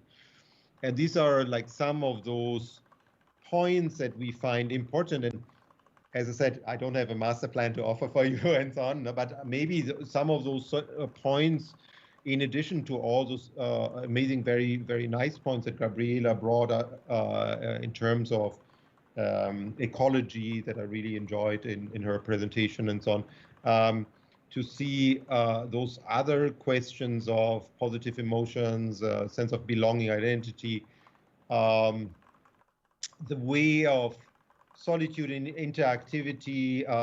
If, for example, today it's of course possible to follow a lecturer sitting under a tree, right? It's possible, right? Because if everything is on Zoom or Team, right, we can basically sit outside. We can do exercise outside, but we might need maybe certain spaces that are also interactive then, so switch between one and the other, but also maybe are quiet enough that certain things can happen and so on. Of course, one of the points that we also felt like biophilic design could be something important, quite similar maybe, well, it's a slightly different philosophy from ecosystems and so on, but basically easy to probably combine with those ideas. And basically those points that we felt moving forward interesting to explore as an architecture school, but also beyond an architecture school, because many of those points are exactly the things that probably are design thinking, entrepreneurship, and so on, how those kind of more interactive things can happen in the future, and what would be the environments after the pandemic, and with this kind of incredible boost of digital media. And this discussion that we have is an example for this, no? That we can talk with each other, right? How that will affect our working place, and some visualization of students. Of course, everyone likes to have an urban farm somewhere. Just to mention, our building has actually this is our building, our architecture building, our roof terrace. So I think some of those ideas already are experimented with I think in the last 10 years now, to combine those things, right? Some of the first investments basically are small initiatives that we had now that schools started with people really coming, not only design studios, we had this already since October back on campus, but basically last week we started the new term, and with basically the first time, like after 2 years for us, because we had this social unrest before, after 2 years that all students were back in our building. So it was an amazing experience.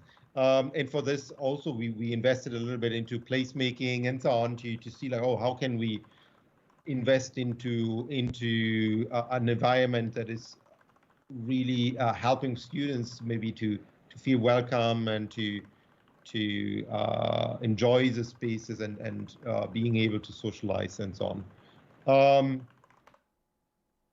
Now, one point I found interesting, one initiative we are at the moment working with, because I think Jonatas might know, we do a lot of those kind of placemaking projects and so on. One of the ideas is after this pandemic and basically this difficulty to use public space in the city, and also the social unrest that we had in the city. One project that the School of Architecture at the moment has, or that we are developing, is basically to go out from the campus into the communities and basically do exactly in a very, very small scale what Gabriela was talking about for the third phase of science parks, the living labs. This kind of, I thought it was kind of fascinating for me to see, like, that, to hear about this. I think for me it relates very much to the theories also of participatory action research, right? Where basically research, or what we are doing, is basically in a loop, basically defined in iterations from the dialogue with communities, and where we at the moment with NGO and a colleague of mine are testing out ideas how we could basically visit all 18 districts as a living lab and basically feedback information from there into our school, but also into the campus and into research projects, and from there hopefully do something that is more attuned to our community in Hong Kong. So I'm almost at the end for my presentation. So while I think that this team from Arab did a good job in the study, right? And it's not on me to criticize or not. And I think many of those points probably sum up quite nicely some of those things that people are reflecting at the moment. Just the last slide, I just want to kind of highlight some of the things that I find might go beyond this, and they might actually resonate quite well with Gabriela's points. The first one is more a reflection of what I said before, the consideration of spatial needs, right? I think I trust for HITS that all the spatial needs are perfectly attuned. I would probably think for our campus, we could probably make a very big reassessment of this, and it might actually turn out that many of the spaces that we have calculated might be very different from that potentially that what we were thinking before, and the use of public spaces, the use of office spaces and learning spaces and so on might actually potentially change, or at least is an opportunity to rethink this and embrace these kind of new developments. Of course, that as good urban designers, and I think the discussions of Gabriela are very much like a question how this is actually connected, any kind of campus, to a regional infrastructure, which I felt like definitely is very important, right? And that, of course, also in view of the experience of a pandemic, those kind of the question of mobility is also need to be reassessed also. No, I'm not sure how it's in Brazil. In Hong Kong, because the cases are very low, people still now all take the metro line. But there were months where people were quite nervous of doing it, right? And definitely people started to buy much more cars in many places, which of course is a trend that is basically just entirely at odds to what we usually want to have in terms of sustainable development. That also means we have to build up maybe those other mobility systems, not only on the campus itself, but how it's basically interwoven into the urban landscape and the surrounding. And of course, there where biking is possible in such crisis situation. Anyway, it's good to do and good for the health, but also in a crisis, very much appreciated. The other point is the reaching out to the community. I believe that universities probably are the few places that should have a public mandate, right, and should be a force for the good in a way, and be linked with the community around and contribute to this. I showed that, for example, medical services, how much can they be accessible, but also the communities around might also provide very important services that, again, in crisis moments are incredibly important, because we cannot reach maybe very far. We are very happy if we can find everything nearby. So all these ideas that are formulated in terms of 15-minute city and so on, they are probably also relevant for campuses, no? As working environments and so on, but they are part of a larger community.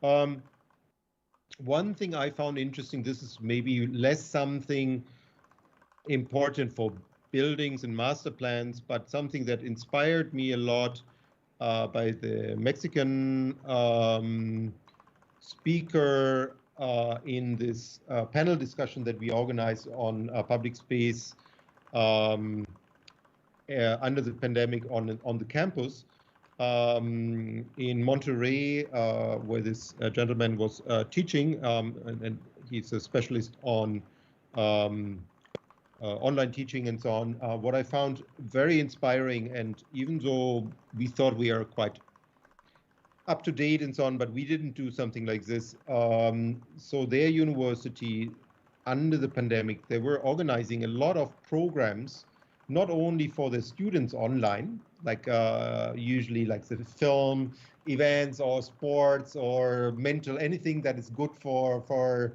mental health under a crisis. But what I thought was kind of very inspiring is that they opened all those programs for the families of students and staff to be part of that.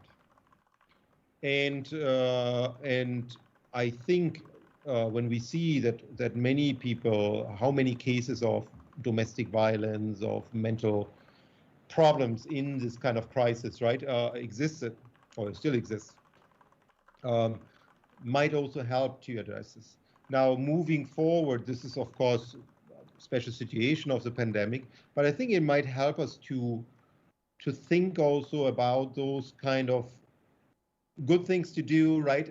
Not only during a world pandemic, but also as something, the role between the university and or a science park and so on, and the wider community and the people that work there and so on, right? To how can we really create a certain kind of sense of community, of pride, or we invested also now, we started our new term and we have our 30 years anniversary with a big homecoming event to leverage on all our alumni and to build CHK, probably it's the same for your university, has this kind of very close, very strong identity, and many people that graduated there feel kind of very linked to our university and school. Our School of Architecture is interestingly in the Faculty of Social Science. It's quite rare. But I think many of the alumni, for example, feel very connected to this. I'm just thinking, like, if you think about identities and community beyond, or if we draw a master plan, right? If we draw buildings, but if we include those thoughts, this might be also something that could enrich this and maybe also find certain kind of functions in a plan and so on. And then, of course, health disparity and so on. Social disparity, where probably I think moving forward for a new normal, right? A university with all its amazing public facilities and knowledge and medical service, of course, can maybe also play a role in serving the surrounding, because if you have something like a pandemic, if also people that are not necessarily on the university campus might infect you, right? So I think it makes sense probably that everyone is well off. And but this is the last point. We are not doing only a little bit on this one, but I hope we will do much more.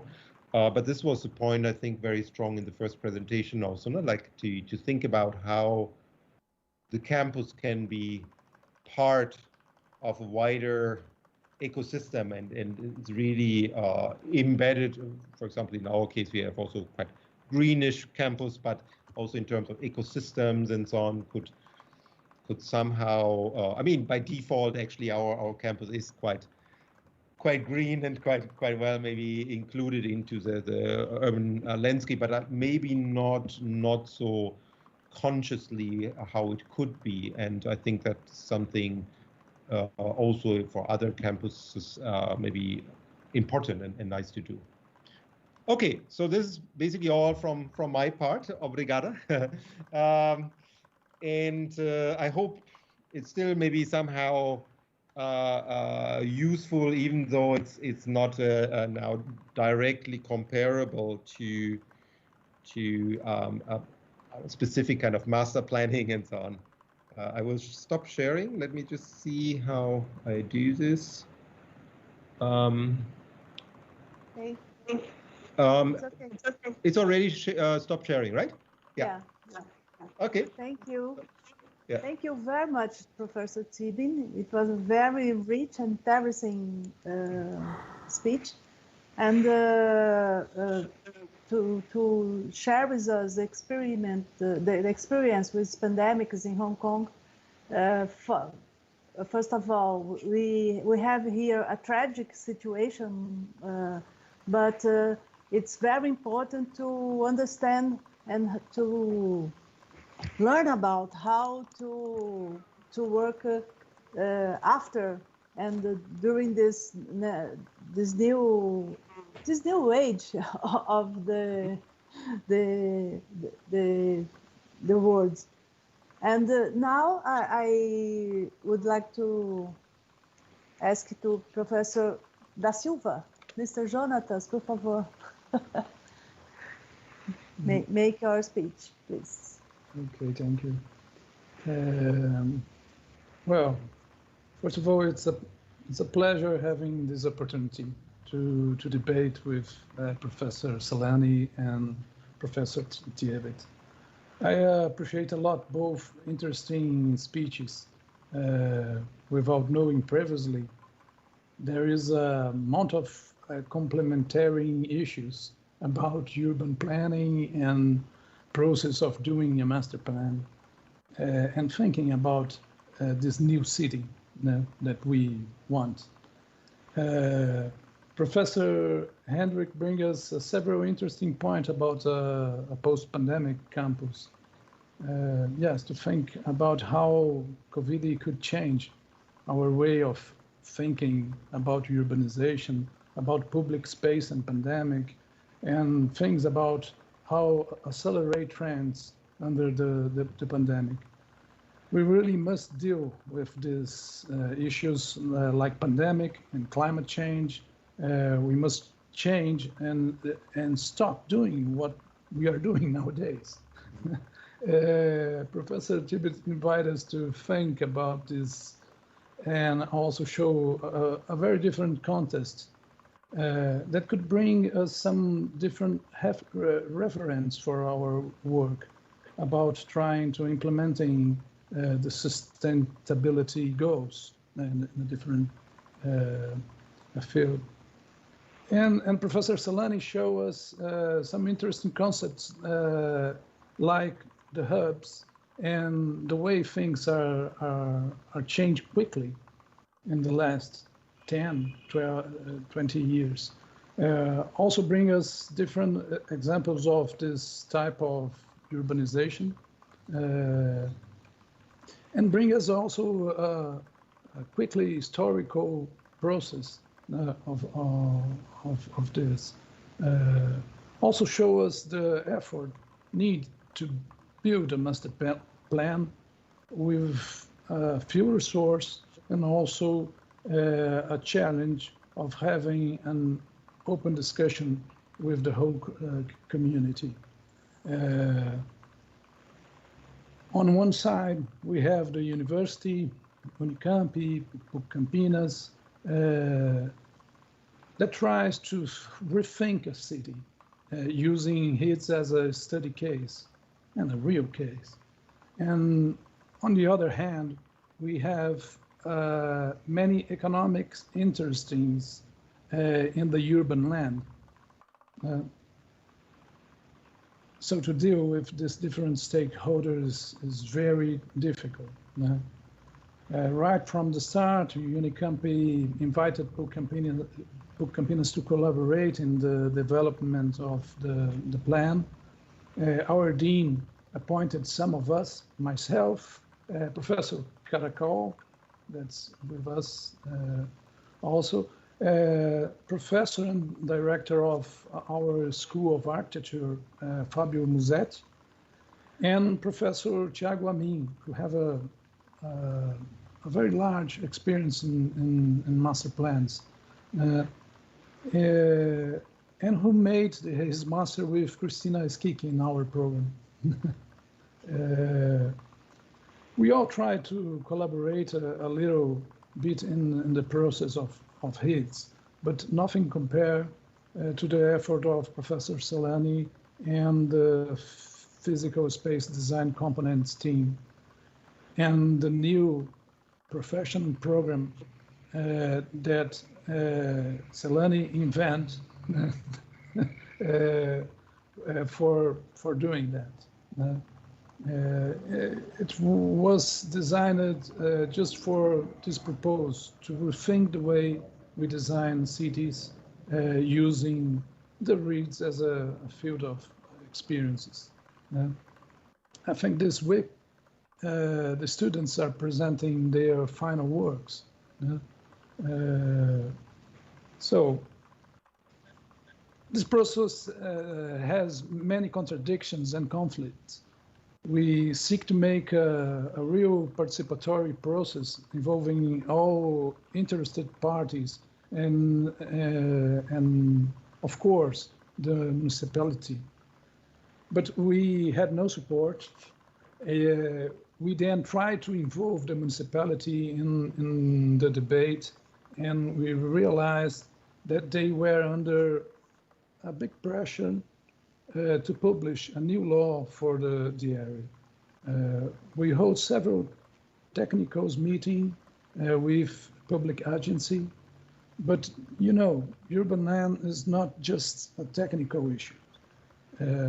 I used to say to my students that the law is the result of a pact made by different agents and groups. Therefore, this pact could be an inclusive process, or it could be done only with powerful people or only with landowners and so on. So it's a pleasure being here with you. I thought a lot about what my contribution to this debate could be, and I think it could be sharing other master plan experiences that I've been involved with in the past. Not only to show more experiences, because it was very difficult experience that I will show, but to think about the different challenges in each of them. I will ask to share my presentation. I think who will help me with that?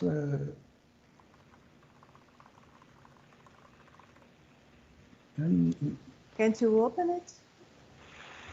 Yes, I asked Sure. to Marina help me with this. I see. Or Jaime. Jaime is also with my presentation.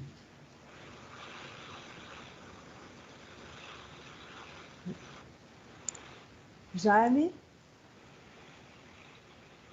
Eu posso compartilhar daqui, se quiser. Eu já Perfeito. compartilhei. Vocês estão vendo? Sim, apareceu. Sim. Marina, então? Ok. Obrigada, Marina. Could you put in the first? Você pode colocar no primeiro slide?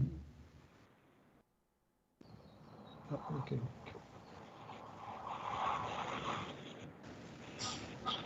Acho que pode colocar em tela cheia. Não sei se tem um delay, né? Acho que deve ter um delay.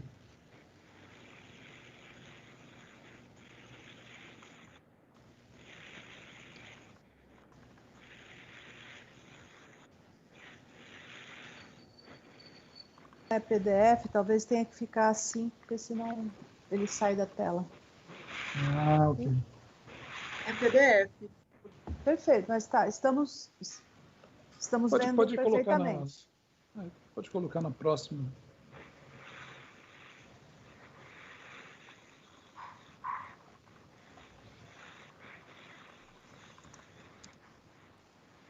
I think if you zoom out, isso. Okay.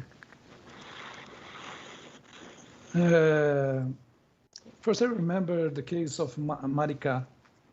It's a municipality of Rio de Janeiro, in the north of the city of Rio de Janeiro. We made this master plan in 2006 under a major conflict. As our client had bought 7,000 square meters of urban land without considering the fact that 70% of the land was protected by environmental law, environmental legislation. Every master plan must have an economic model, a urban model, and a juristic model. And this customer started the process with just the economic modeling. That is a big mistake. Things work when the three models are developed together with the technician belonging to different fields of knowledge. Also, you should know that being the owner of the land does not mean that you can do whatever you want. The public interest is an important item to consider. The law that defines land use tries to express the public interest. But our client was a foreign guy, a Spanish, and he thought that here in Brazil was like Panama, where he had a experience over there, where everything is possible in land use with some negotiation, so there's not fixed rules.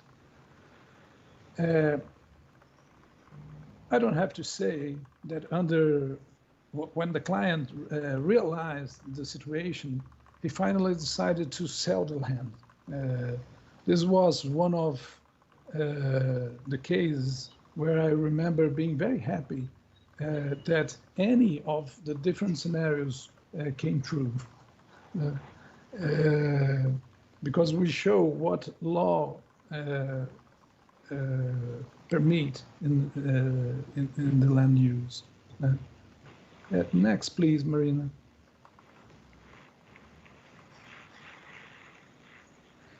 During the process, we try very hard to show what the different phases and steps could be. I don't want to go into details about this today.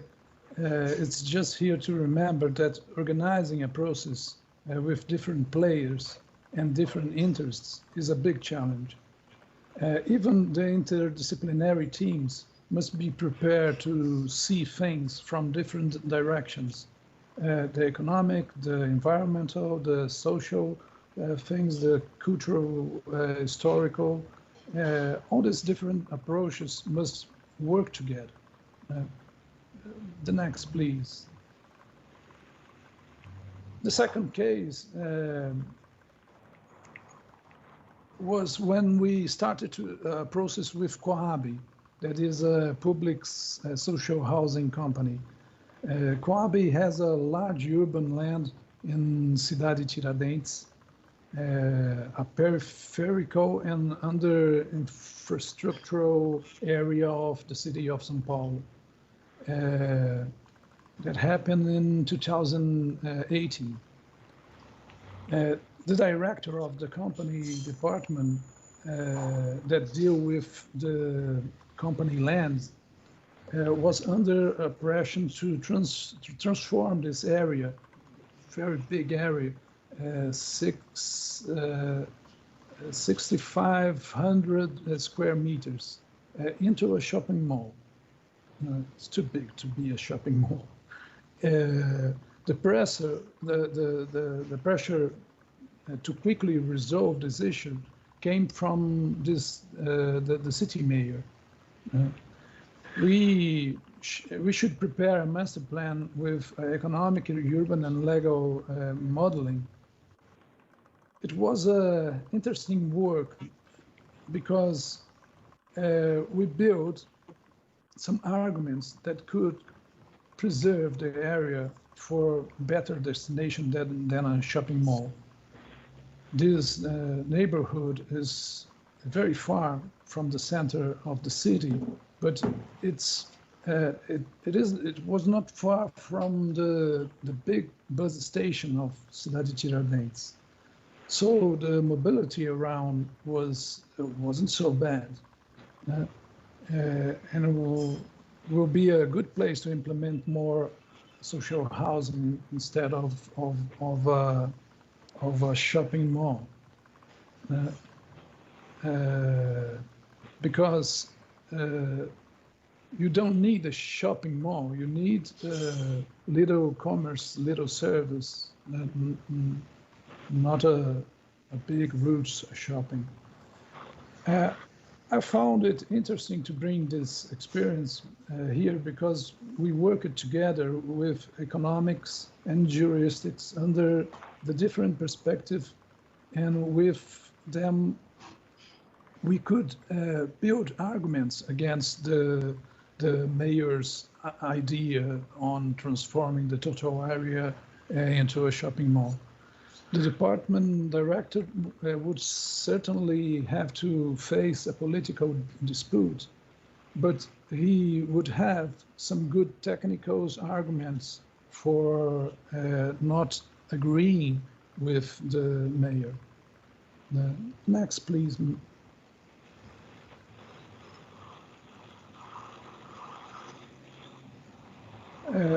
Also, in this case, we will notice that the municipality is made different forces and goods arguments, such as those built by HIDs, can change the way things are happening. Not just for technical facts, but because these arguments could be part of the political discussion. In the case of this land, Coabi will one day be able to follow the patterns that we propose, complying with all the rules of the implementation of social housing, but trying to create a neighborhood center where small service and commerces can be implemented. Finally, I brought an experience, could be in the next, Marina. I brought an experience of a master plan developed for a federal university between 2016 and 2019.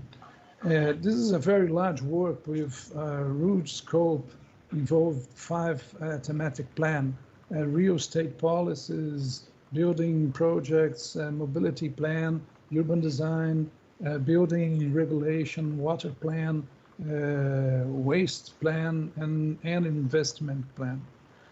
We don't have time to explain this, only to see a very specific thing that I want to discuss with you. Next, please. Oh, yes, it's okay. As you are seeing in the photograph, pode voltar Marina. As you are seeing this campus, unlike the most college campus, is in the middle of the town. Therefore, the city is an extension of the campus area. Could be the next seguinte, Marina, por favor. Here you can see that the campus is distributed through the neighborhood in different builds, 172 buildings, with many buildings being adapted or even rented. The next one. With the survey of the 172 buildings occurred by the university's activities, it was possible to know the total area occupied by each type of use. And that permits we plan better the things. Next, please.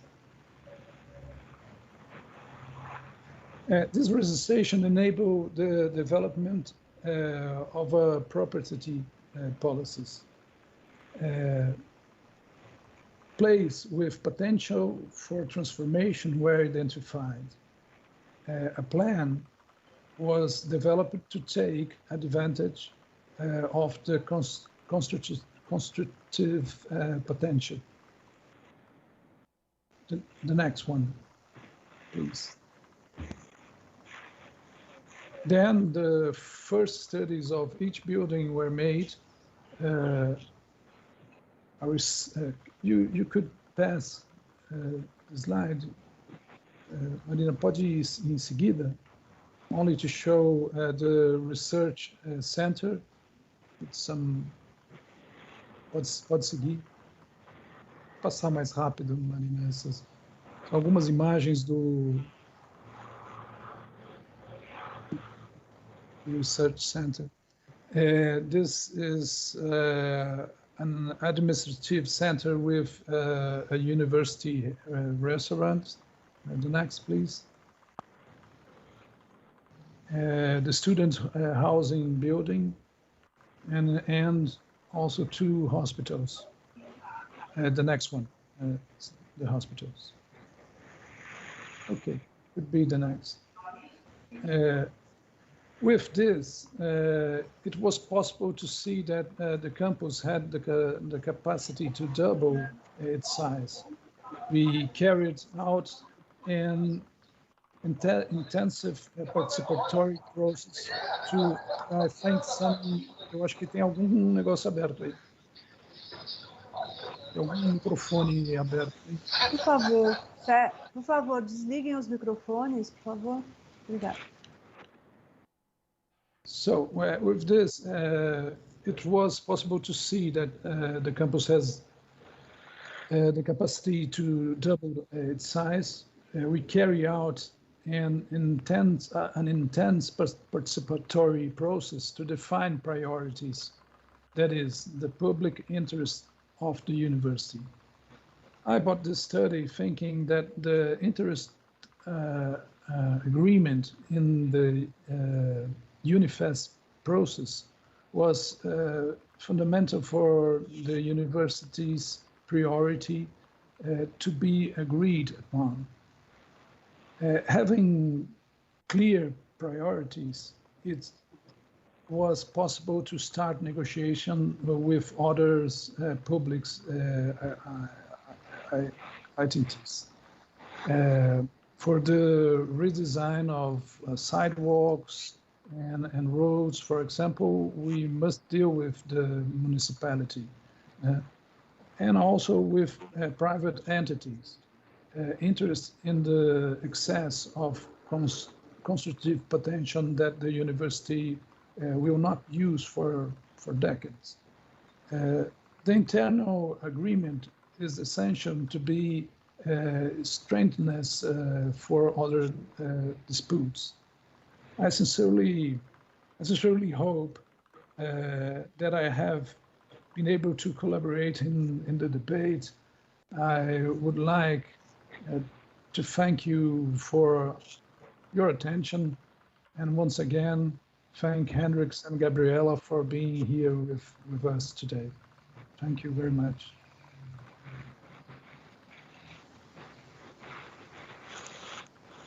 Thank you very much, Professor Jonatas. I think your presentation is very interesting because of the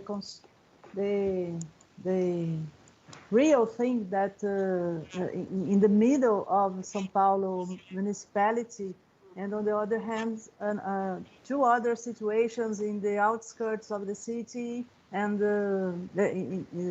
Santa Teovina, it's in the outskirts of the same city. It's very interesting. Yeah. And also this the situation in Maricá that remember us all the regular position of the owners in Brazil. They think that everything is possible because they have the property title. And for 30 years now we are fighting with this issue in all on the levels of our power structure in Brazil. And now, well, I think now we should have a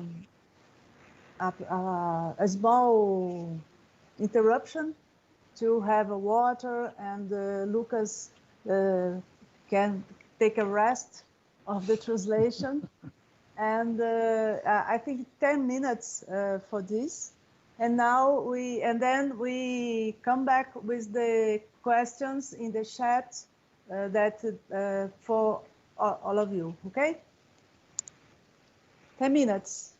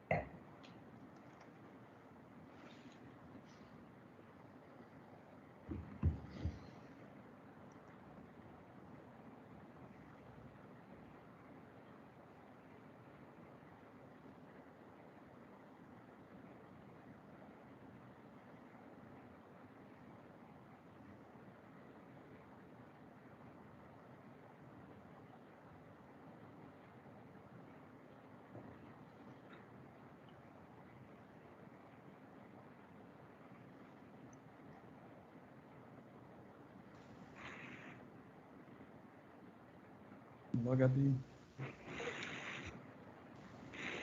Oi, Jonatas. Logo mais temos uma banca, né? Pois é, vamos emendar.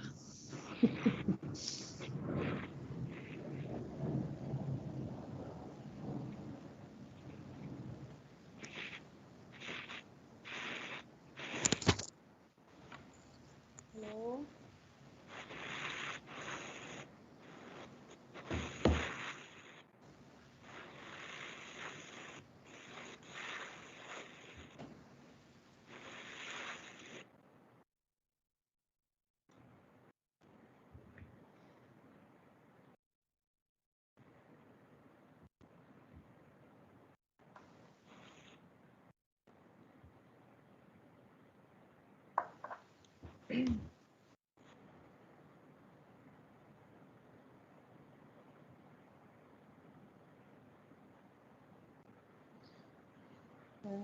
Isabela e Jaime. Por enquanto, ainda não recebemos pelos chats questionamentos. No questions, no questions. No questions yet. Okay.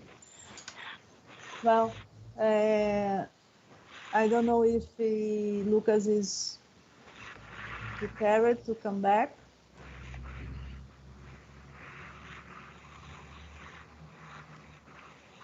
Let me see.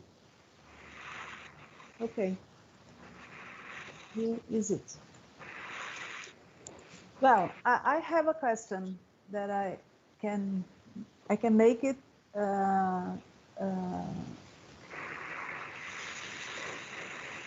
I will make a question in order to have your first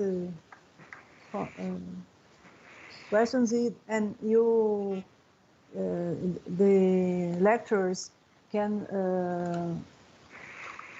comment also the presentations, because should be a very interesting debate. The three visions that appeared in the presentations. But I ask you about the mobility. What will happen?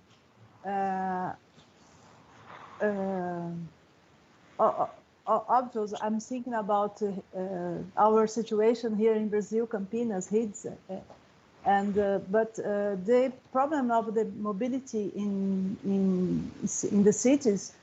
I think it's a very important and a very complex issue, and because the reduction of emissions, it's necessary to reduce emissions, and Professor Tibbins showed us that here in Brazil it was the same. Who could have a car, provided it in order not to enter in our transportation system, because it's very, very poor and very dangerous.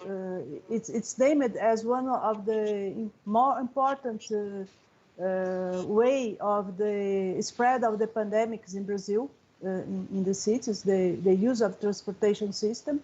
Here in Campinas, it's the same. And on the other hand, we have all the discourse about cycling, walkability, but we have here a situation of a large part of the day very hot, very difficult to do it, and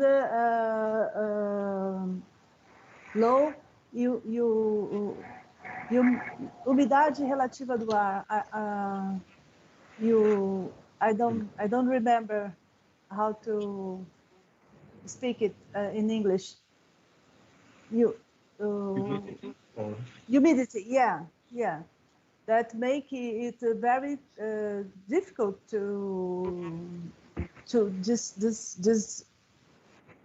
this model, this discourse, this speech about the new life in cities. So I think all of you would discuss a little more about this issue. Okay. Thank you. Should we begin with Gabriela and after Tiben and Professor Jonas, okay? Okay, so regarding urban mobility, you know, I've been hearing a lot about the problem with mobility now that we have the pandemics in Campinas, because I mean, even people from the city hall, they say that the majority of the population are not do not feel safe to take the bus, and they are preferring, even if they don't have their private car, they prefer to take an Uber. But then we also hear a lot about, we see in the news, the problem with Uber and other application mobility systems, that they cannot afford the rise in the price of the fuel, and then, you know, they're starting to disappear, and then people rely on that service. So I think that we have a very serious mobility problem in terms of especially on long distances, because we do have very long distances in Campinas.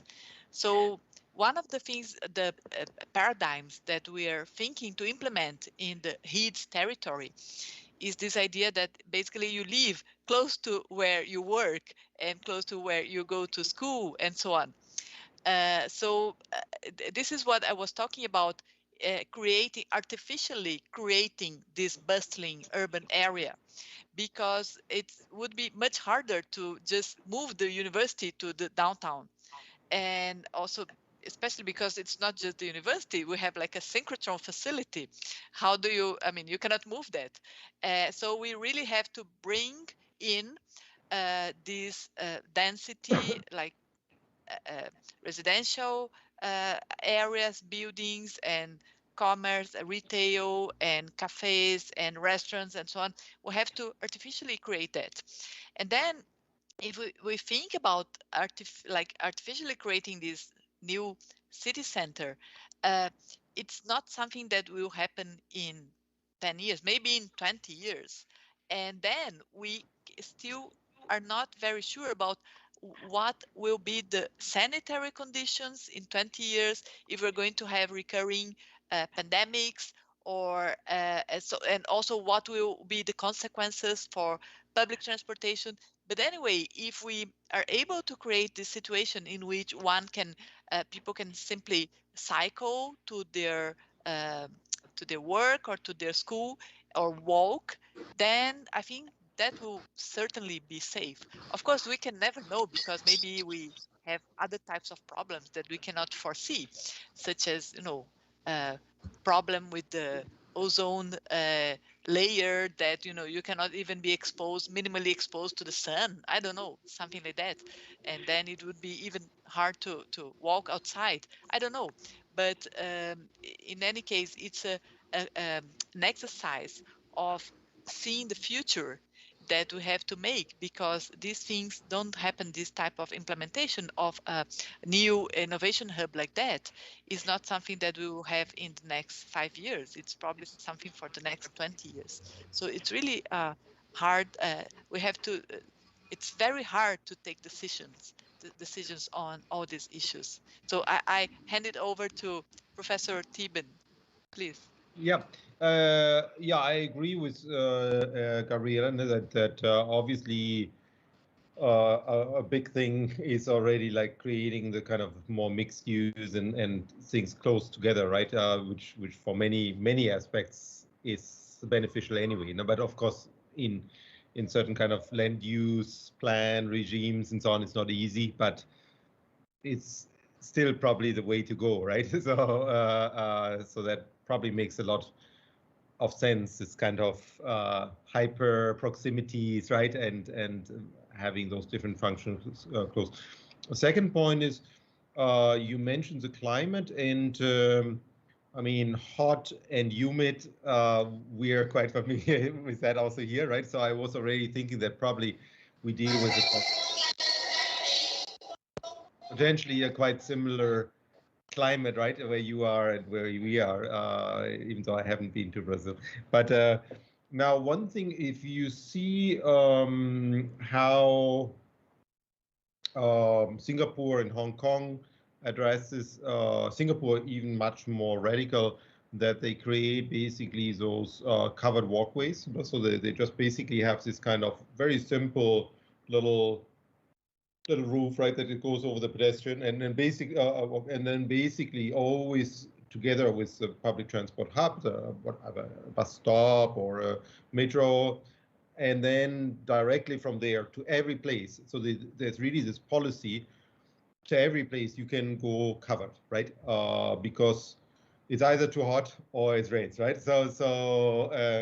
So I think that makes a lot of sense, and it really makes a difference when you implement those rules. So I could imagine that particularly if you have a certain kind of slightly more proximity of things, that if they could come a bit kind of closer, or of course the way how otherwise building guidelines provide kind of overhang or some other things, and so you can of course also integrate that into buildings, right?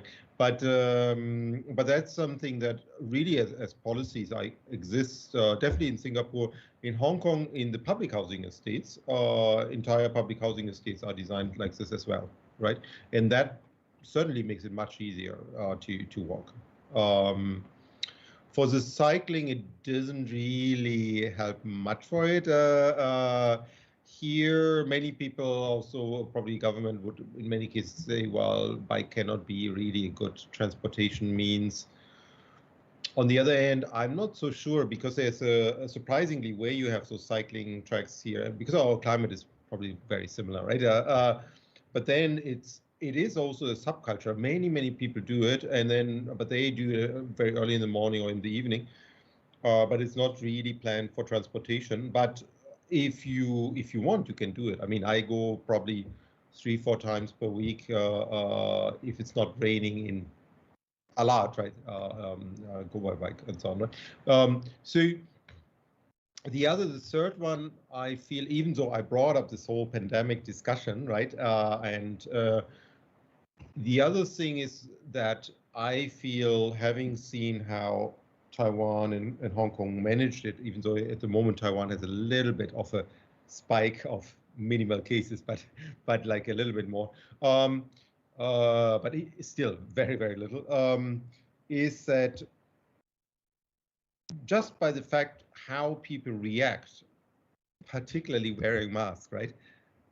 It is interesting that basically nobody's infected, right? I mean, we had like little spikes here, and then every day there are tens of thousands or probably hundreds of thousands of people in the metro line every day, and they are packed like this, and they wear masks. While, for example, if you think like, okay, I don't wear a mask and I go like 1.50 meters away from somebody, well, but that doesn't work, no, because you blow your stuff anyway everywhere, and one time you stay here or there, forget about it, right? So the funny thing is that we could really avoid. I mean, in Hong Kong, in the whole time, we didn't really have a lockdown, right?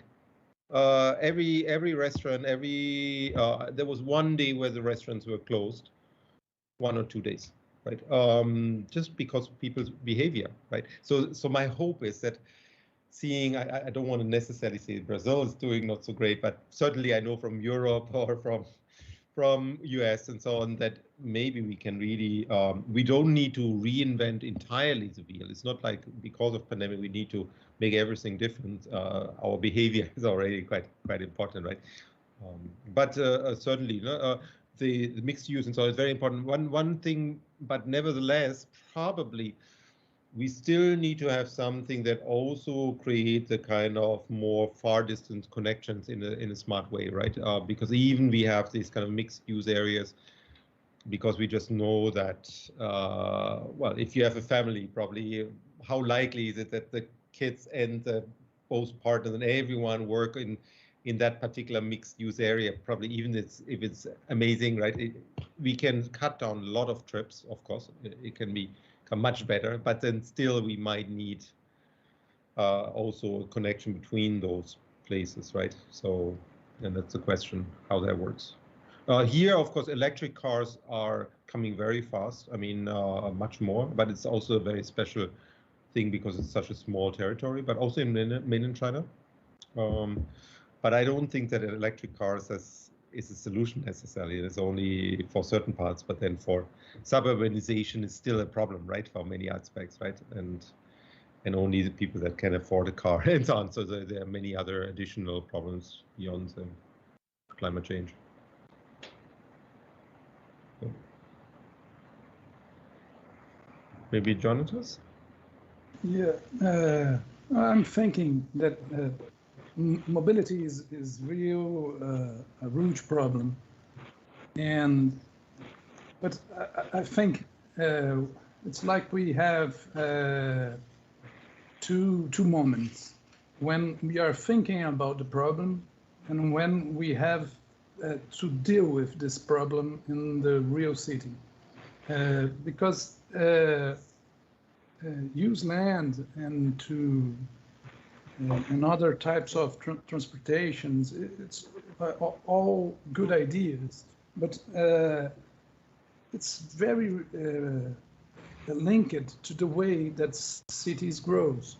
Like in Campinas, transportation is terrible, the public transportation, because we have a very sprawl urbanization. And in this kind of urbanization, different than Hong Kong, that is very density. There is a lot of people living in the same place, so it's more easy to. I'm not saying that it is easy, but it's more easy to have a solution. Here in Campinas, with a very sprawl urbanization, what will you do? And this afraid of people of using the public transportation, it's I think some people could be afraid and get other ways to move around the city, but some people need the public transportation, even it is it's a very bad system, and take hours and hours to go to the employment from housing. So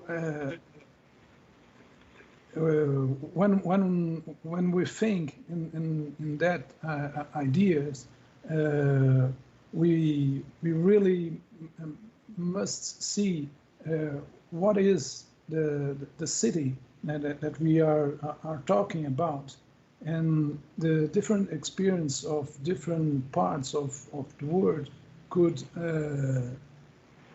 help thinking and invent other ways to do it. But I think it's not the spatial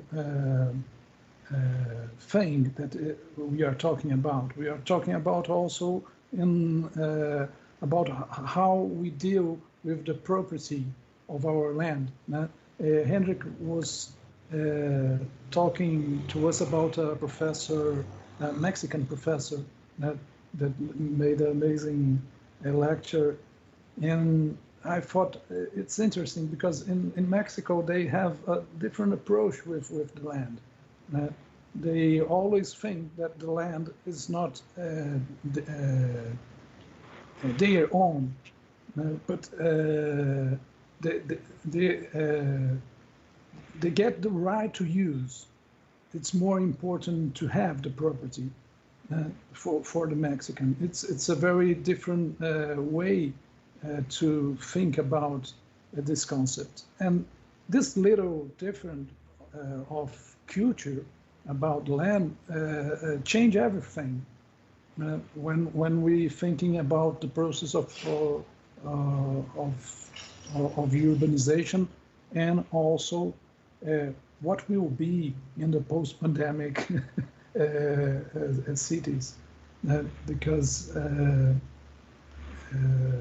I think, for example, Japanese used to use masks for a very long time, and for them was very easy to understand it.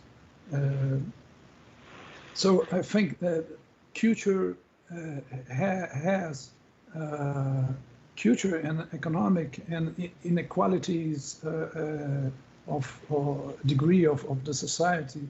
And there are issues that really change the way that we could really fix the real city. So it's not about a drawing, it's not about only a drawing. Of course, a draw could provoke different disputes, it could provoke different ideas, and that's good.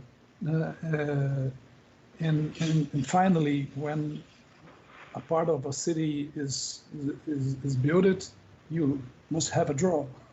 But it's not about the draw and about the culture that people have on building that. And I think that will, I hope it will change a little and change also the debate. I don't know if I answer you, Laura. Well, thank you. It's a provocative question, and that's idea. That was idea. I think Isabella has some questions for us. Hi, Laura. Good morning. There are two questions from the chat. Actually, one more that already just arrived in the chat. Do you prefer that I speak the questions or share the screen with the questions? What do you think it's better? No problem. Just tell us. Easy. So I can say the questions. There are two questions for, I think both are from the Gabriela Celani. And the first one is from Gustavo Campos. And his question is, what are the cultural, institutional, social, and economic limits of the hubs in Brazil? Is it possible to compare the historical structural reality between such different cities and still have the same expected results? And the other question is how the hubs structure is thinking about the synergies and connectivities between PUC and Unicamp, considering that there is a physical proximity between both universities and at the same time, a disruption in mobility, cultural and social aspects? That's those questions for Gabriela Celani. Okay, let me see if I got the first one. So the first one is about a comparison between the cultural, institutional, sociological, economic limits of hubs in Brazil. Well, first of all, I don't know exactly which hubs specifically they're thinking about, because we have different types of hubs. I don't know if they are, for example, they are thinking about Porto Digital in Pernambuco. That hub is completely different from HITS because it's not next to a university. It's actually the typical type of third generation innovation hub because it was implemented in a city center, actually in downtown that was really in a bad situation because it was most of the houses were falling apart and there was not many people using that area. It's next to the port. And what they did is they did a big renovation project in that area. And then they used the old houses, which were considered heritage.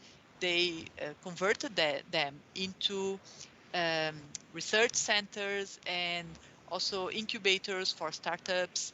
And they're still connected to the university, the Federal University of Pernambuco, but they are not next to it because their campus is far away from the city center. And so I would say that Porto Digital is the typical third generation innovation hub, because they are really going to the bustling area and also getting value out of the heritage that already existed there. So it's completely different. But then on the other hand, you have another example that I like to comment is Sapiens Park, which is in Florianopolis. So Sapiens Park is more similar to Heeds in a way, because it's away from the city center, but at the same time, it's not close to a university. It's actually just the state of Santa Catarina happened to own a parcel of land where they had a prison in the past. So they own that land. It's close to a very touristic beach. And then they decided to create an innovation park there. But because the land is publicly owned, they were not able to do any real estate development for selling apartments. They don't have any housing in the park. They only have research buildings and startups and incubators. But then they told us that one of the problems with that park is that because they're very close to a touristic area, the prices of the apartments is very high, because people are buying apartments there to go to the beach, not to go to the science park. And then they have a different problem, completely different. So I would say that every science park or technological hub is completely different, because you really have to look at the local conditions, the local history, the environment, the surroundings. Every park is different. Doesn't matter if it's in Brazil or if it's elsewhere. So we have to look at each of them and see if there's some aspect that we can learn from it, and perhaps a wrong aspect that we should not repeat, and hopefully something that went right, and then we can reproduce. But that's it. So let's go to the second question. Can you paste it on the chat again, please? Because honestly, I don't remember. Can you paste the second question, yes, please? Yes. 1 second.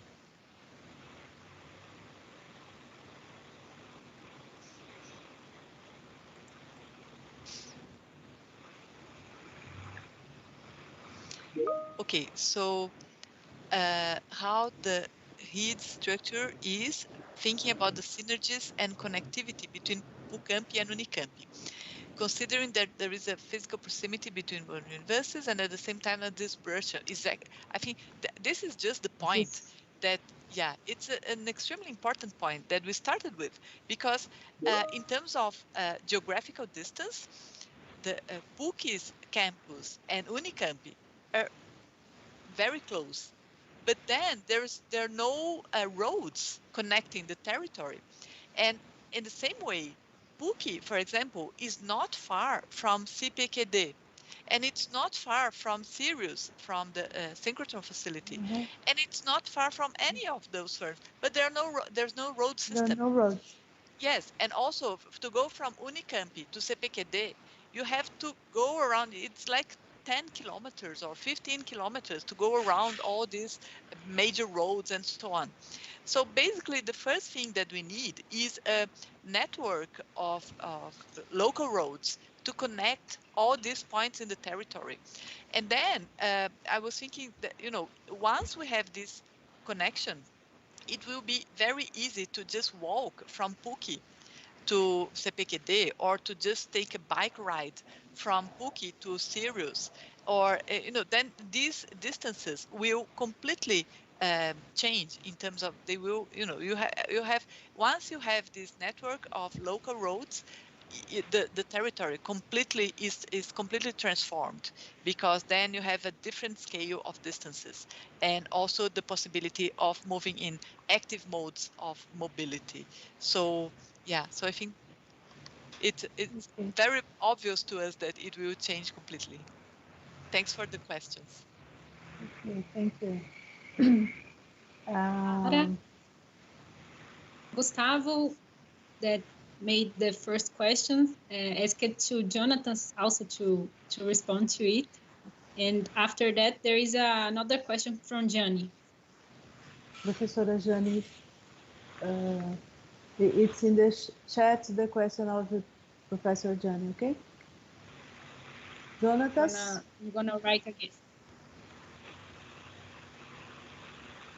But I'm sorry, I don't understand. It's another question. No. The first questions about the limits of the hubs in Brazil and the comparison between the differences between the cities. And I can repeat the question in the chat. No, okay. I remember. I think it's very difficult to compare one RUB to another. I think it's really not that what Gabriela Celani is trying to do when she show us other cases. It's like that you must understand the context of each RUBs, and understanding this context, you could then learn some lesson that could be used, like knowing a process of working with that. But you can't do directly comparing directly, because there are very different, like Gabriela said, different situations. And when we compare from different countries, well, the context is very different. Even in our case, the hits in Campinas, it's a very isolated area from the city, like Gabriela showed in the very first slides, and like she said, and so on. We must deal with that, because we can think about moving all these facilities to other area. No, it's not like that. So I think every situation have some challenge to deal. When I got some different experience. Also, it's not for compare, but to see what we learn in the different experiences, because unfortunately we learn like this, knowing about our history, knowing about our culture, knowing about our things, and seeing what we had done, the humanity, and what we had done, and so what we could do in the future. I think it's more like this.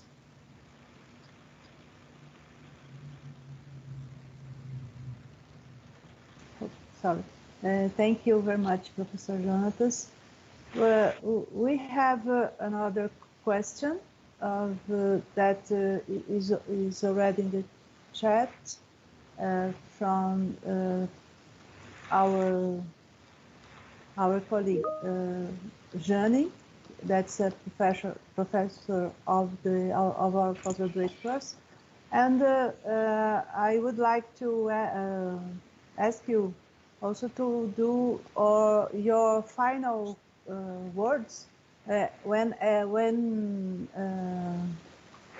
responding this question. We can also make the same organization, Gabriela, Jonatas, and Professor Chiben and Professor Jonatas. Okay? Do you want that we read the question, or? Sorry. Yes, I'm lost. Where is the question? It's in the chat. It's in the chat. In the chat. James, I can James' read. question. Please read for everybody. How does the project foresee the connection with low-income neighborhoods in the vicinity? From what I've seen, the paths that to these settlements were insufficient designed and could provide permeability and the diversity of social classes that could access the hub from a 2-kilometer radius that is pedestrian friendly. There is also a linear park project that goes through Barão Geraldo with a favorable quota for bicycles, and Land Park could also offer a pedestrian and tree-lined connection to the region connecting residential areas. How this was thinking about the hub master plan? Yeah, so it's really not easy because we have a lot of challenges that we have to overcome. One is the presence of main roads, like the road that goes to Jaguariúna, and so this is a big it's like a wall because it doesn't have a lot of crossing points. But then at the other side of this road, we have a gated community, Alphaville. We also have Jardim Miriam, which is an open neighborhood, but still there are no crossing points. There's only one very small crossing point. So we need much more infrastructure in terms of crossing devices for overcoming this road. Then we also have certain APPs, which is the protected areas around along rivers, small streams that are protected. And we also have some ecological corridors, which by law need to be not walled, but they need to be fenced. So it's not something that people can just cross it because it needs to be protected. We have some small mammals that live in the area, and they need these corridors free of people so that they can run along it, and they also are not risking being run over by cars if they leave to the roads. So it's not just a question of, I mean, of course we want this hub to be connected to its surroundings, but the surroundings themselves are already a bit not very welcoming sometimes, and the area is already circled by a lot of these lines that are hard to overcome, like roads and eco corridors and so on. So this is, I think, the major challenge of establishing the hub. So what we are doing is we are trying to find in the borders which are the points where it is more likely that we will get some connection to what is on the other side, because we already know that in certain parts of the borders are impossible to overcome due to protected natural areas or to the main road and so on. So what we will try to do is strengthen the connection in the areas that in the parts that where this is possible. And one of them is exactly where we have PUC. So it is possible to have this corridor between PUC and connecting this area south from PUC to the center of the hub. This is one of the strong connection areas that we are thinking about. I don't know if that answered, but then I will hand it over to Jonathan. Maybe he can add up something. I think only with the works, the final works of the students, I'm learning about what the professional program designed for this land. And what I should say that all we draw yet, it's not a final solution. and it's a way to provoke other stakeholders, others, even the municipality, to change their mind in public a new law for the area. So it's a very difficult work to do that in the university, like in UNIFESP, to have some pacts inside our universities, and then we could think about what will go on, because like Gabriela said,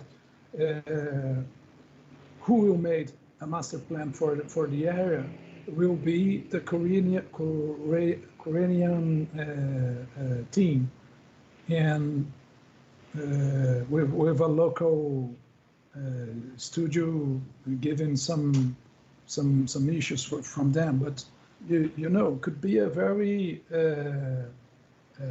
foreign vision from the area.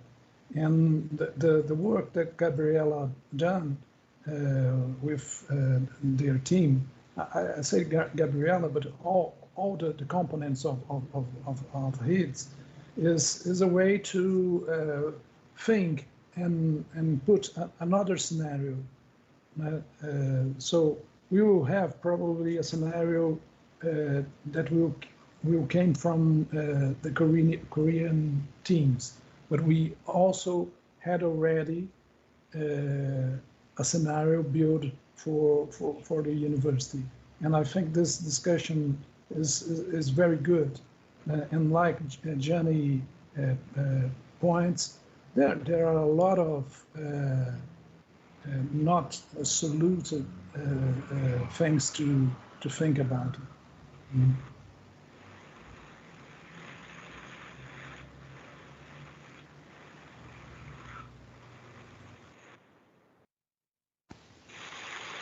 Professor Tibin, would like to discuss this issue? Yeah, I because you were also mentioning that this would be also kind of our final round of comments. Is that correct? Okay. Then, yeah. Or as you want, right? Yeah, maybe I can just kind of try to on one hand relate to this last question, and also you can take it also as a final wrap up or not, depending if there are more questions or not. So first of all, with this question of the linkage to this low-income neighborhood, of course, I find that quite interesting. And of course, as university, as somebody in the university, we always dream that we can do something, right? So I hope we can do something, right? Maybe, maybe of course, this could be also potentially be not only literally in terms of the direct pedestrian linkages. Of course, that would be very good, but I don't know. I don't know the particular situation, but maybe things can also be relationships can also be made in other ways as well, right? Like in terms of other activities and so on that can outreach into those areas and empower people to somehow have whatever job or other things there, right? I had to think about when we work with our friend from New York in the workshop, then, for example, Corona Plaza and the Queens Museum, where then a public museum, for example, does all this outreach in the next neighborhood with immigrants and so on, right? And through that also has more relevance for, as a public player, to be really taken serious as somebody who really wants to do something for a neighborhood, right? But it doesn't need to necessarily be only the walkability from A to B, can be also potentially in those other ways, right? And that brings me also back to some of these kind of nice things that I've learned from Gabriela's talk and so on, or inspired me, like those living labs, right? Because the living labs for me would be exactly also those things, right? Where that can be go in two ways, right? In one way that it's kind of helping people that have not so many resources, but on the other hand, this could be also inspirations for other forms of research or other products and so on that really can also reply to the needs of other segments of the society, right? And so which might also be useful, right? So I think I would take away from this kind of living lab aspect, which is basically related to those kind of science park third generation, but maybe what can we else do with this? And I think I like that idea. Otherwise, I find I liked also very much how Gabriela and the students, you take really this entire thing as your lab for the work with the students, which I find very inspirational. In fact, that we are also planning this with our UD Urban Design program in the second term for next to do something similar with our own campus. As I said, we might not have an entire new area that will be built, but more in terms of upgrading and rethinking the campus in view of this kind of new normal and other changes. Also the big digital change. Digital, of course, that might be even also a little bit of addition to the mobility. When we talk about the mobility, we didn't talk about this fact that now, of course, we can do a lot of work also without literally moving somewhere. And so also we can also save a lot of traveling through that also. Maybe it's also something for an international hub. You can also see how that might play a role, to cut emissions and movements and so on. Anyway, so I think there are several things that I will take from this kind of nice encounter with you and all of you. And thanks very much for inviting me. I hope that somehow is at least like some sorts of it, maybe interesting starting points for further discussions. And yeah, we might actually indeed work with on similar topics in a smaller scale, maybe on the existing campus in our school. In fact, with Jeroen, who was one of the organizers of the Cadria conference. So maybe if you were involved in that, Gabriela, maybe it could be interesting to have further dialogue, right, with you and the others. Thanks very much. Thank you very much, Mr. Professor Tibin. I don't know if we have some more questions. I don't think so. No more questions, Laura. Okay, thank you. Then may I thank Professor Tibin to be here with us till now, because over there it's night. It's very late. A little bit things are closing, but true. But that's okay. It's okay. I'm happy to join. Yeah. Thank you very much for your effort to be here with us. And thank you, Gabriela, for this explanation and discussion, and Jonathan for organizing everything. Professor Tibin, yeah, Jonathan is right. You have a more pressure situation because of the timing of our world. And thank you very much for all, and for the people that accompany that is with us, and we will come back at 14 p.m. Okay, to the continuation of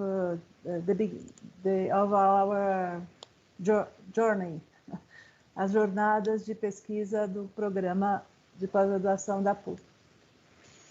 Thank you very much. Thank you very much. It was a pleasure being here with you. Bye-bye. It was a pleasure meeting you.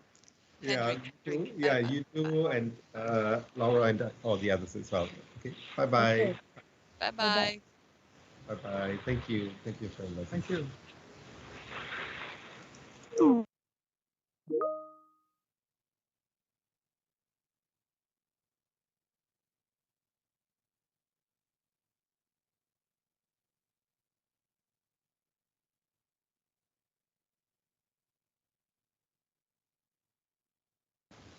Bem, até